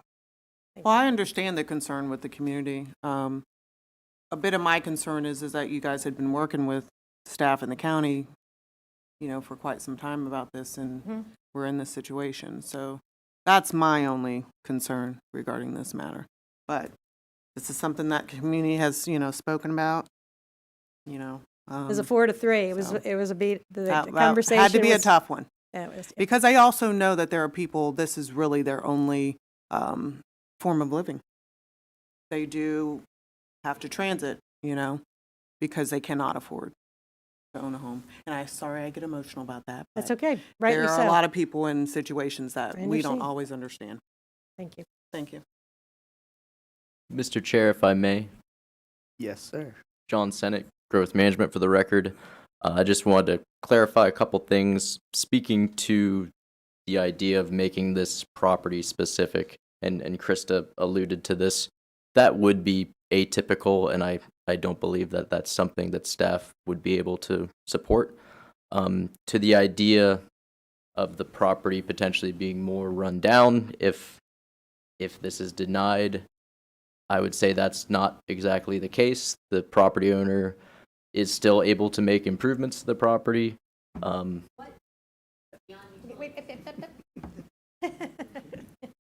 Denial of this ordinance wouldn't necessarily prevent certain improvements. And I would just like to remind the members of the CRA that the application before you is for a text amendment to the land development regulations. Would be specific to the Hobe Sound Community Redevelopment Area. This is not a site plan application. Whether or not this current application is approved or denied, the applicant or the property owners would still need to come in at some point in the future for a site plan application if they want to make significant redevelopment of the site.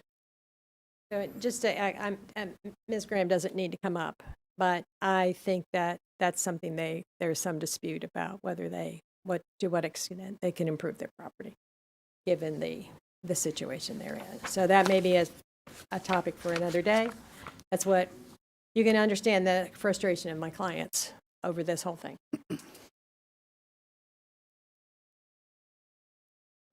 Yes, I'll go ahead. Can you raise your rental rates? How do you know they didn't do it already?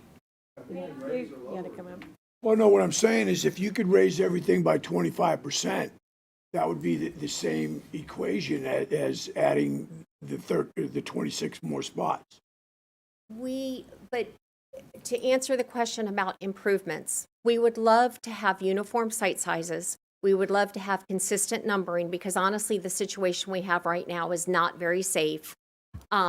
We have different site numbers for the front. In the smaller sites, we have different numbers. Mess. We also have some of our driveways encroaching on Porter because of land use shifts and county lines shifting. And right now, we could raise our rates. Matter of fact, we could raise our rates as high as Phipps Park. Martin County benefits completely from Phipps Park. Phipps Park had all of their improvements paid for by grants and by the inlet navigation. They are our direct competitor. We don't look at them like a competitor because honestly, there's not enough RV parks to go around anyway. But their rates are between $1,500 and $1,800 a month. Ours are currently $900 a month. Let me also just address briefly Charlie's, if I may, because everybody knows Charlie's Bar and Grill. The owner had a very beautiful RV site, spent probably hundreds of thousands of dollars designing an RV park to the north side of their property where now a self-storage is going in.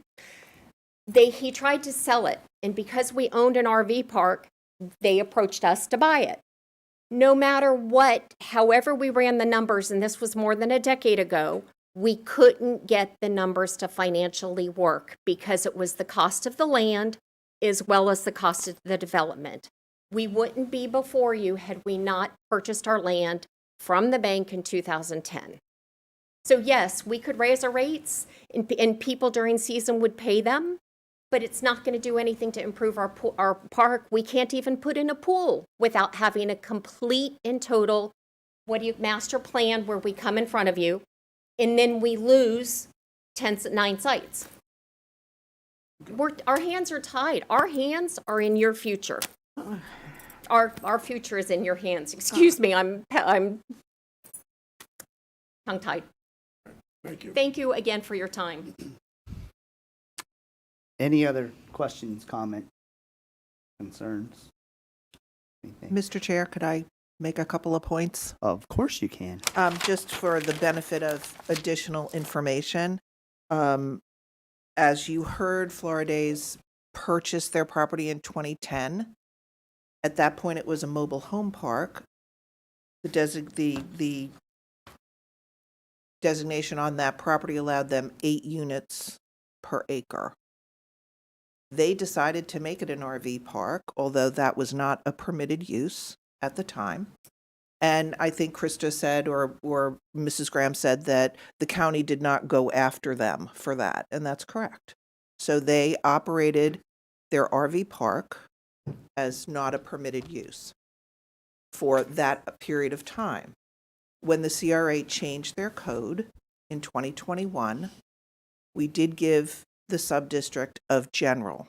And the reasoning for that at the time was that the parcel also, like they said, went from federal to Dixie, and it did infringe a little bit on some neighborhood there. So we thought that would be a better use of that land, was to give it general. This way it had a mixed-use benefit. It had a little bit of commercial allowed with residential.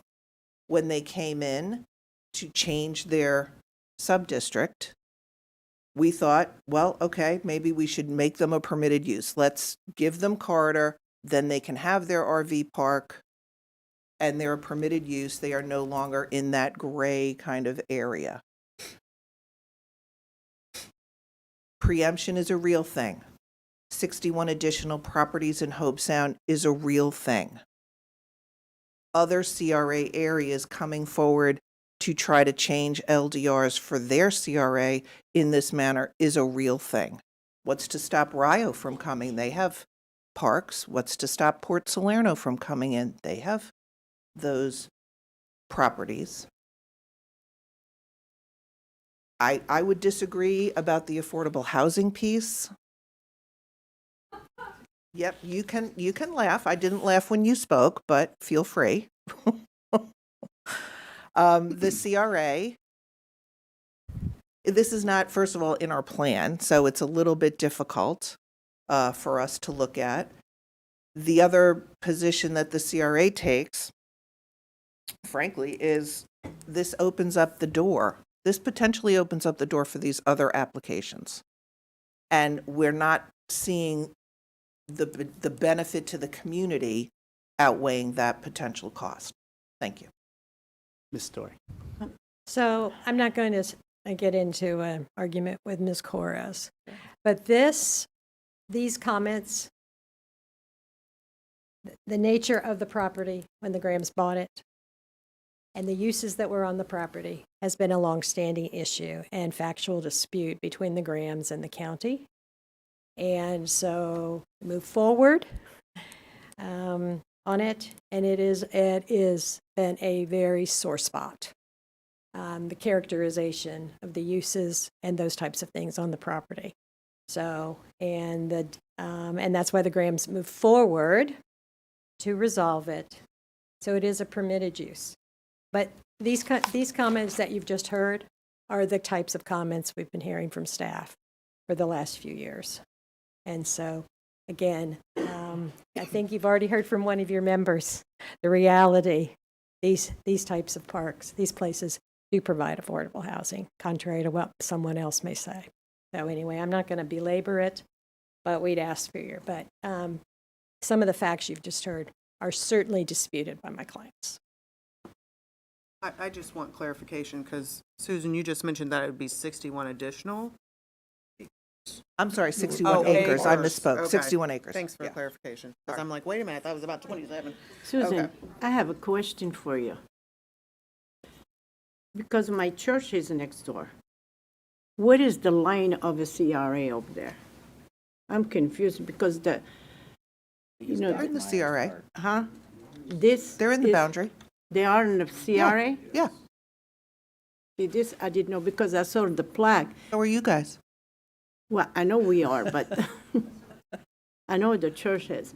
However, I see the plaque just stand, on this side, not on the other side. So I'm confused. I want to know if that is part of the CRA too. I'm not understanding, Sadia, what side? What's your north CRA border in Hobe Sound? Yeah, the border. That's what I want to know. Regardless. Pretty sure it's Doc Myers. Yes, I think it is Doc. Just north of Doc Myers. Yeah.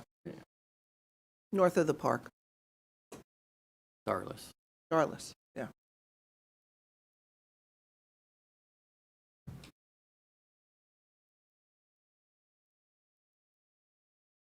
I get confused with the Hope Sound CRA. I Sadia, really do. John's pointing to where Florida's is, and then you're right north of that.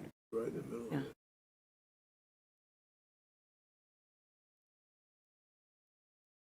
Okay. Any other comments from the board?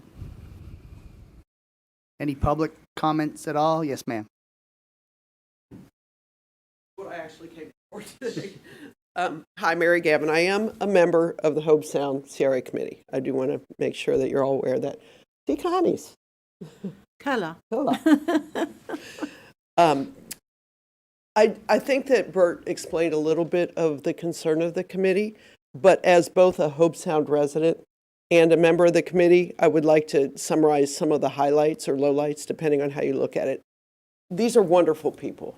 They're wonderful. They've tried to fix the property. It really looks good, relatively speaking. The concern is they could turn around and sell it the day after they get a preemption, which is their business, and you don't know who's going to come in or what's going to come in. In addition to that, they were going to shut down an exit onto Dixie Highway. And there are, I don't recall exactly how many townhomes getting ready to get built behind the church. So they say. Yeah, so well, they're in process. Yes, and they're going to be very nice. And Porter Avenue is already a challenge, so that was a concern when you're adding space. But the other major concern is that yes, these are wonderful people, and yes, they've worked hard. And as Susan mentioned, they buyer beware. You know what you're getting. They've owned it for quite a while. It's upon them to make their business work within the guidelines. But it's a lot of the other owners that aren't so great that can improve their density right along US 1, and they already look like hell, to be very frank. So we're going to get more looking like hell potentially with those. And I think we all know the risk in making these changes. Somebody's going to challenge that we could only do this in the CRA. And I feel that their issue is something that should be handled at the state, not at this local level. If they wanted to get the state to enforce it statewide, that would be the ideal route, I think, for you, because they are great people, as I mentioned. But not everybody else in Hope Sound is. So those were primarily the concerns, was that they could be gone a day after a preemption, and that we don't know what the other sites are going to look like, and some of the traffic along there in Porter Avenue, because the road is already crumbly, and there was no plan, from what I understood at the meeting, to make any changes to Porter. No. Thank you for your time. Thank you. Any other public comments?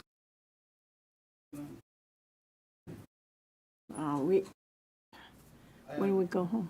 Again, Mike Graham, and I understand, I just want to kind of, Porter Avenue, yes, is our northern boundary. I know, but it's a mess. And we have about 17 sites that their driveways go right onto Porter. And so part of our plan, which is going to be, a master plan that we're going to have to come back in front of you all with, would be to reverse those sites so that we are contained within, and that, that we have less of our sites exiting out on Porter.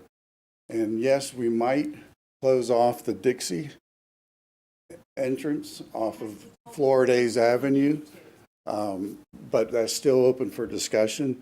But then there would be also just one entrance onto Porter, which would line up across from where the church driveway comes onto Porter. And we would line that up. But these are all the things that would be discussed and planned out when we get to the point of doing master plans. Okay. Mr. Chair, if I may, what's before you today is a code change. We're talking about a future master plan right now that isn't real relevant. Thank you. And thank you. Okay. And as well, it wouldn't come before this body. Right. I think let's get it over with. We late. Do what? What do you need from us? Yeah, that's what I'm asking. Motion to approve or Are you asking for motion? Yes, please. Approve or deny or whatever else you come up with. You got a lot of lawyers here to help you. I have to go with the residents. I mean, the deal here has a board.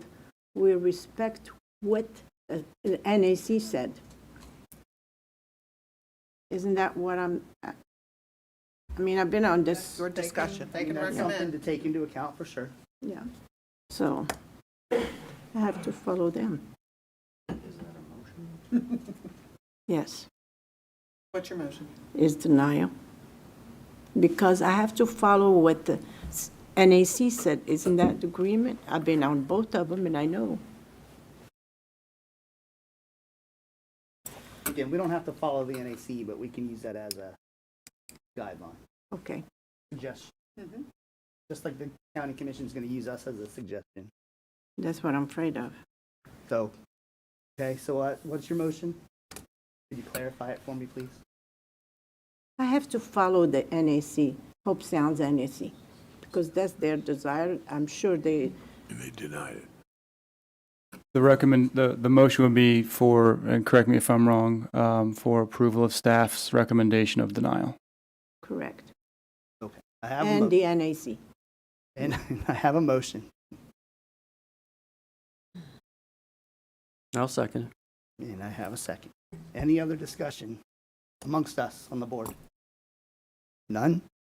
All in favor of denial, say aye. Aye. Motion carries unanimously. No. Oh, I'm sorry, opposed. 6-1? 5-1. 5-1? Sorry. Oh, Rex isn't here. Thank you. Okay. Before we move on, do we have to take a break for closed caption? I don't believe we do. Okay. So, Mr. Chair, I'd like to move an item. I'd like to move the Indiantown item up next because we do have staff here that may speak on that. Hi. Okay. Okay.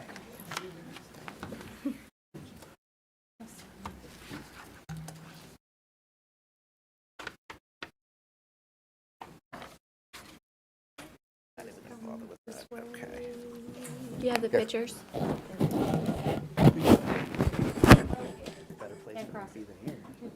They have to come through here because it's CRA. So she's making me draw arrows on my thing now, so. I'm supposed to be the guts alone. I'll help you. Cut I'm in trouble. Okay. It's far. Oh, yeah, you don't know how to do it.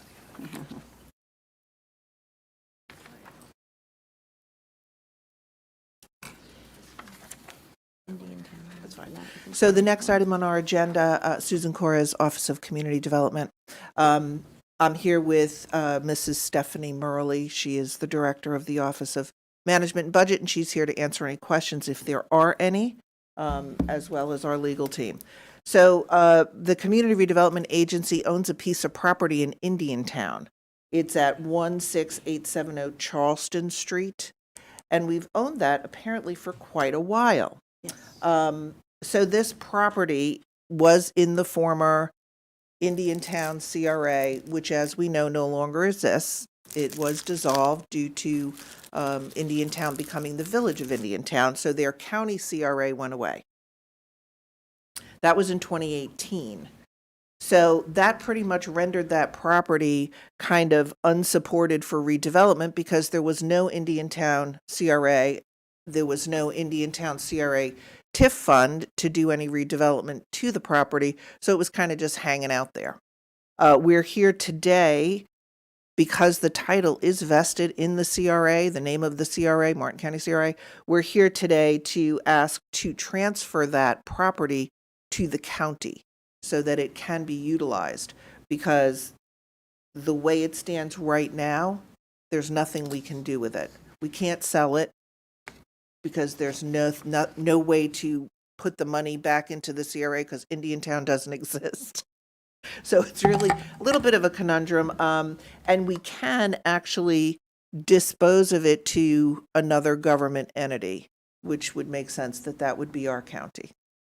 So that's what we're here to ask from you, is to approve the transfer of that property from the name of the CRA into Martin County. I have one question. Did they pay us back? Is this working? Okay. Yeah. I knew you were going to ask that, so of course I made sure to look it up, Sadia. The county paid back all of the other CRAs from that interfund loan back in 2018 and 2019 from the county's general fund. So all the CRAs have been made whole. And just to be clear, this property was not part of that. That was Carter Park, which is a beautiful community that was built. So, great idea. But this property was not part of that.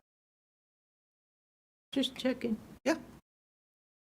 And she know me too well. Well, I move to go ahead and make the transfer. I'll second. I have a motion and a second. Any discussion? Any public comment? I don't see any public at all anyway. All in favor of approval of transferring the property, say aye. Aye. Any opposed? None. Back to unanimous. Thank you. Thank you. Thank you. See you over budget. Yeah, we'll see you soon. So now we can return back to our usual scheduled activities. We did do minutes. I think Jana Cox is up next with the quarterly report. Good afternoon. Can you hear me? Jana Cox for the record. Something quick and easy, the quarterly report. We can find it. Yeah, sorry.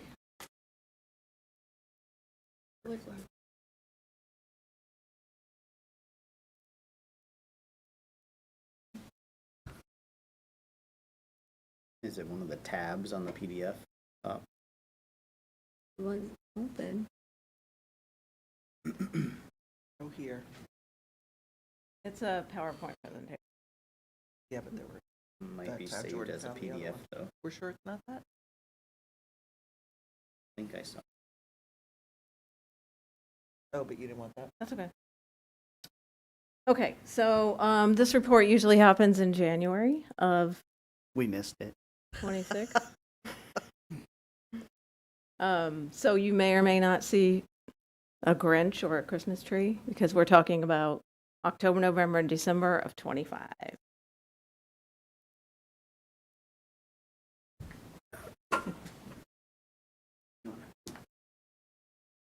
So we start off with Golden Gate. We go alphabetical through the CRAs. Thank you, Jordan. We're going to talk about the septic to sewer, El Camino, landscape vision plan, and the multimodal corridor drainage resilience project. That's the new Golden Gate one. That's the new name. Septic to sewer, out of 775 parcels, 559 have been connected. That's 72%. El Camino construction activities are going forward. Now remember, this is 4 months ago. Landscape vision plan. I have some notes. Let me find them. In October, the landscape vision plan came to a pause, and the October 29th outreach event was postponed. The multimodal corridor drainage resilience project. Sorry, these are always projects, but in December, the CRA board and the Golden Gate NAC were shown 2 options for Indian Street, and both recommended option B on the right. On to Hope Sound. We're going to talk about unpaved roads, Hope Sound Historic Train Station, neighborhood enhancements, Dixie Stormwater, and Streetscape project. The unpaved roads, in October, I believe it was, the first project is going well. And if you look at the PowerPoint that we have of unpaved roads, this is the easiest one. The projects become more difficult when it's not Martin County right of way. So we'll see more of that in the future. The Hope Sound train station started to fundraise to restore the historic building, and I had some pictures in here. I think they got left out, but they also did the light poles that were examples of the Picture City studio that used to be in Hope Sound, or they wanted to come to Hope Sound. Banner Lake lighting. I wanted to tell you about the timeline. The first lighting survey was March of 2019. The second survey was March of 2022, and we definitely knew we had a problem with lighting in Banner Lake. After many delays and FPL personnel changes, we finally installed the new lighting in March of 25, so that's 6 years later. We finally had a celebration. It was held on November 12th of 2025 in the Banner Lake facility, and I can finally move this from an active project to a closed one. And here we have the Grinch. This is the Christmas parade. That's Commissioner Capps for the record. The theme of the parade was the 100-year theme for Martin County, 1925, 100 years later. And Jensen Beach, we'll talk about the West End Boulevard drainage improvements and the Church Street project. West End Boulevard, the design options were submitted by the consultant for the drainage improvements in Jensen Beach along Maple Ave. Church Street, the Martin County BOCC approved the donation of 30 additional feet of right-of-way at the 12/2/25 board meeting. Old Palm City, we'll talk about the Palm City property that was RFP'd and Cornell Ave streetscape. In this quarter, the Old Palm City School Avenue project was under contract after the RFP process.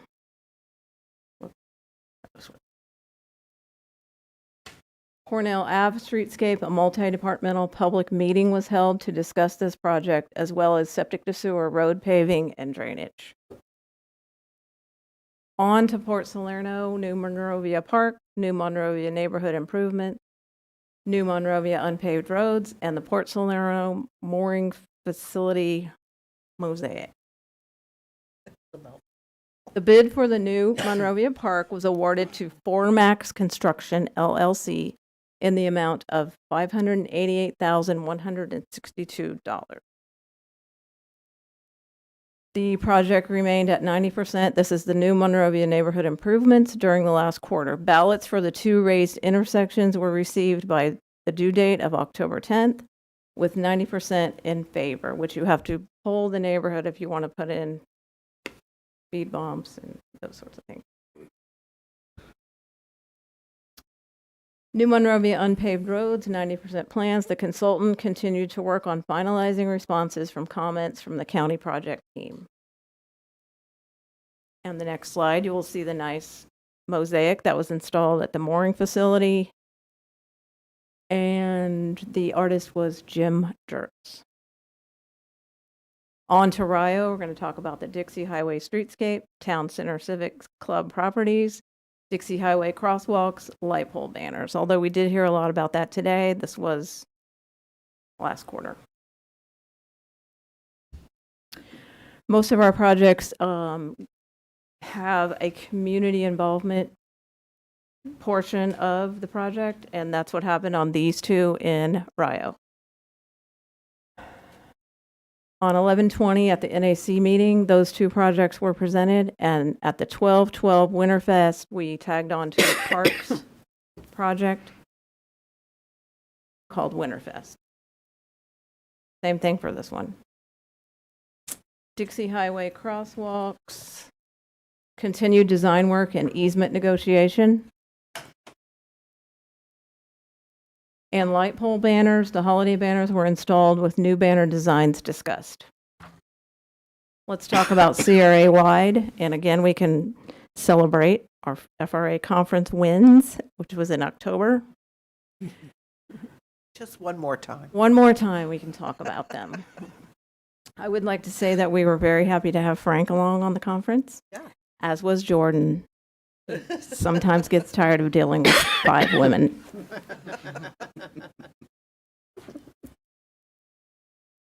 Oh, also, 2026-27 performance goals were on the website. The community pulse, this is huge.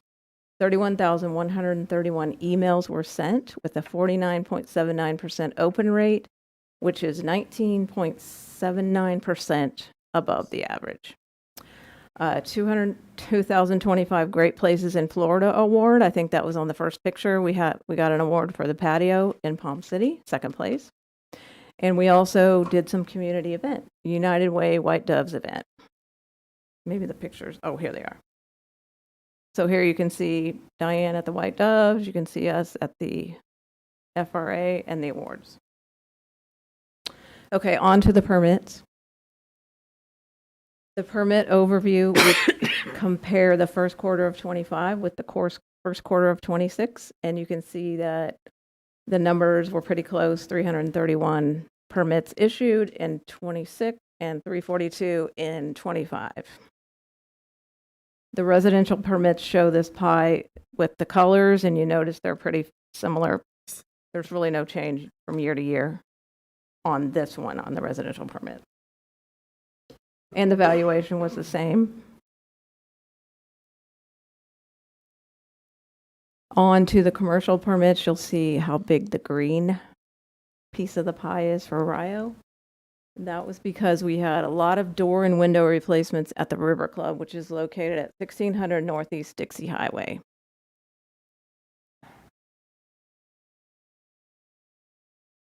And the commercial valuation, Old Palm City was quite a bit higher than 25, and the reason for that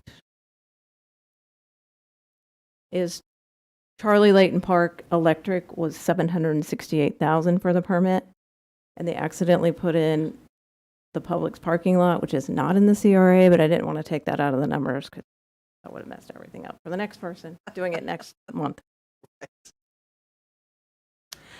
That's all I have for the quarterly report. If you have any questions, I'd be happy to answer. Yes, go ahead. When is the closing on that piece of land in Palm City? I'll have to divert that to Jordan. It should be in about a week. In 1 week? Good. Thank you. I noticed you didn't speak into the mic on that one. Uh-huh. Any other Duly questions noted. for Jana? Who's at 15 minutes overtime for the day? We're all good, thank you. Thank you. Thanks, Jana. And I'm going to just real quick do capital, and then we'll be gone. How did I just find that? That was amazing. Oh, there we go. Of course, it's by accident. I wasn't going to say it. You did. Of course. Well, you guys have seen me down here enough to know. Technology is not my friend.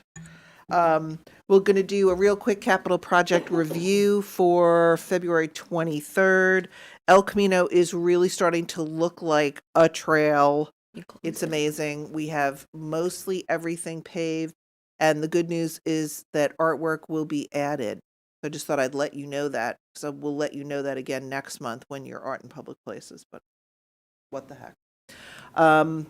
We're going to move to the landscape vision.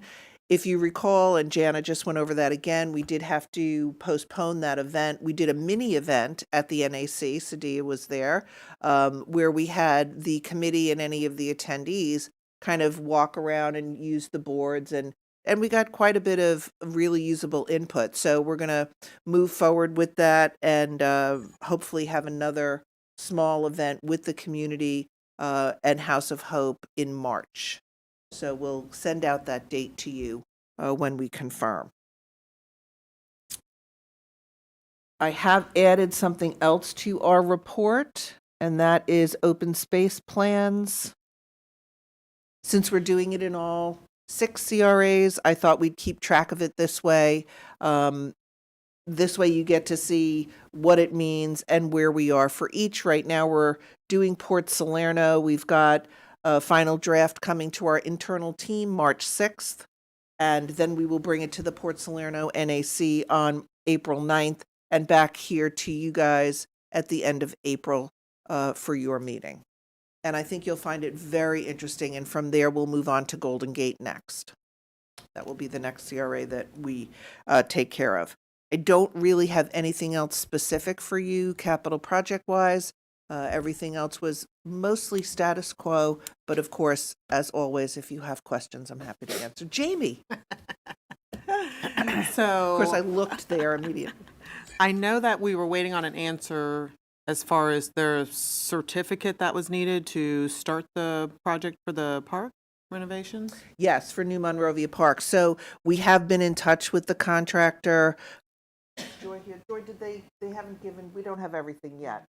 So we don't have everything yet, but purchasing is on it, and they've already started looking into the project. So I think that they're very engaged in the project and will do a good job when we finally get that piece of paper.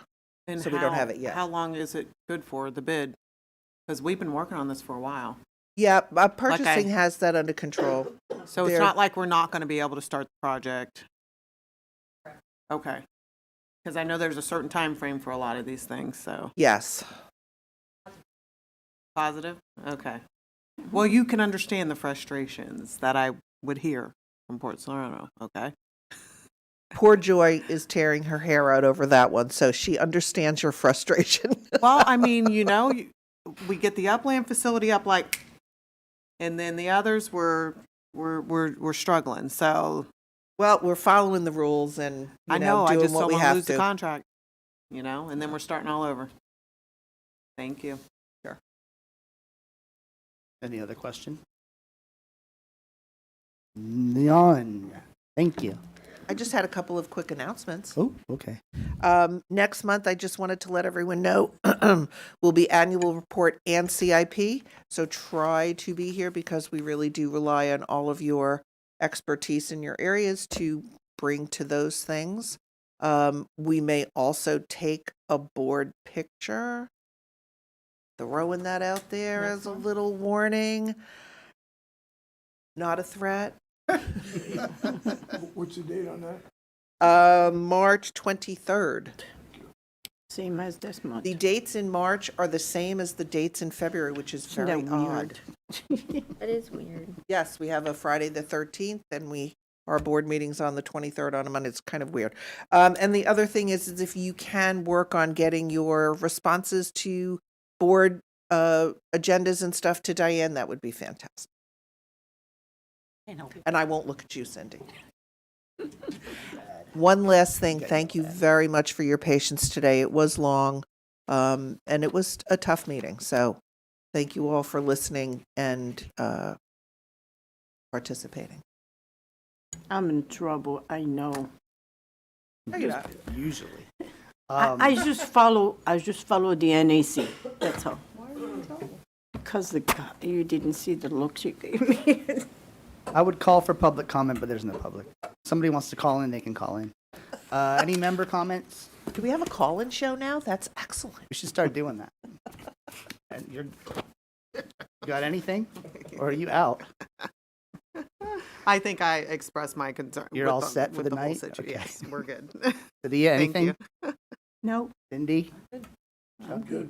Bert? Very quickly, thanks for the support of the committee, and I know where you're coming from, Jamie, and If it you've was, ever had to live the way that some do have to live on, I totally get it, and I think it's a that's the only thing I benefit was to the thinking of. community, but the concern was that this could be something And I that totally w- understand beyond our control. Totally. And so I had to go, I had to support the people that know what they're talking about here more than I do. Not only that, I feel like I'm a part of it because you should see Porter Avenue and you will understand.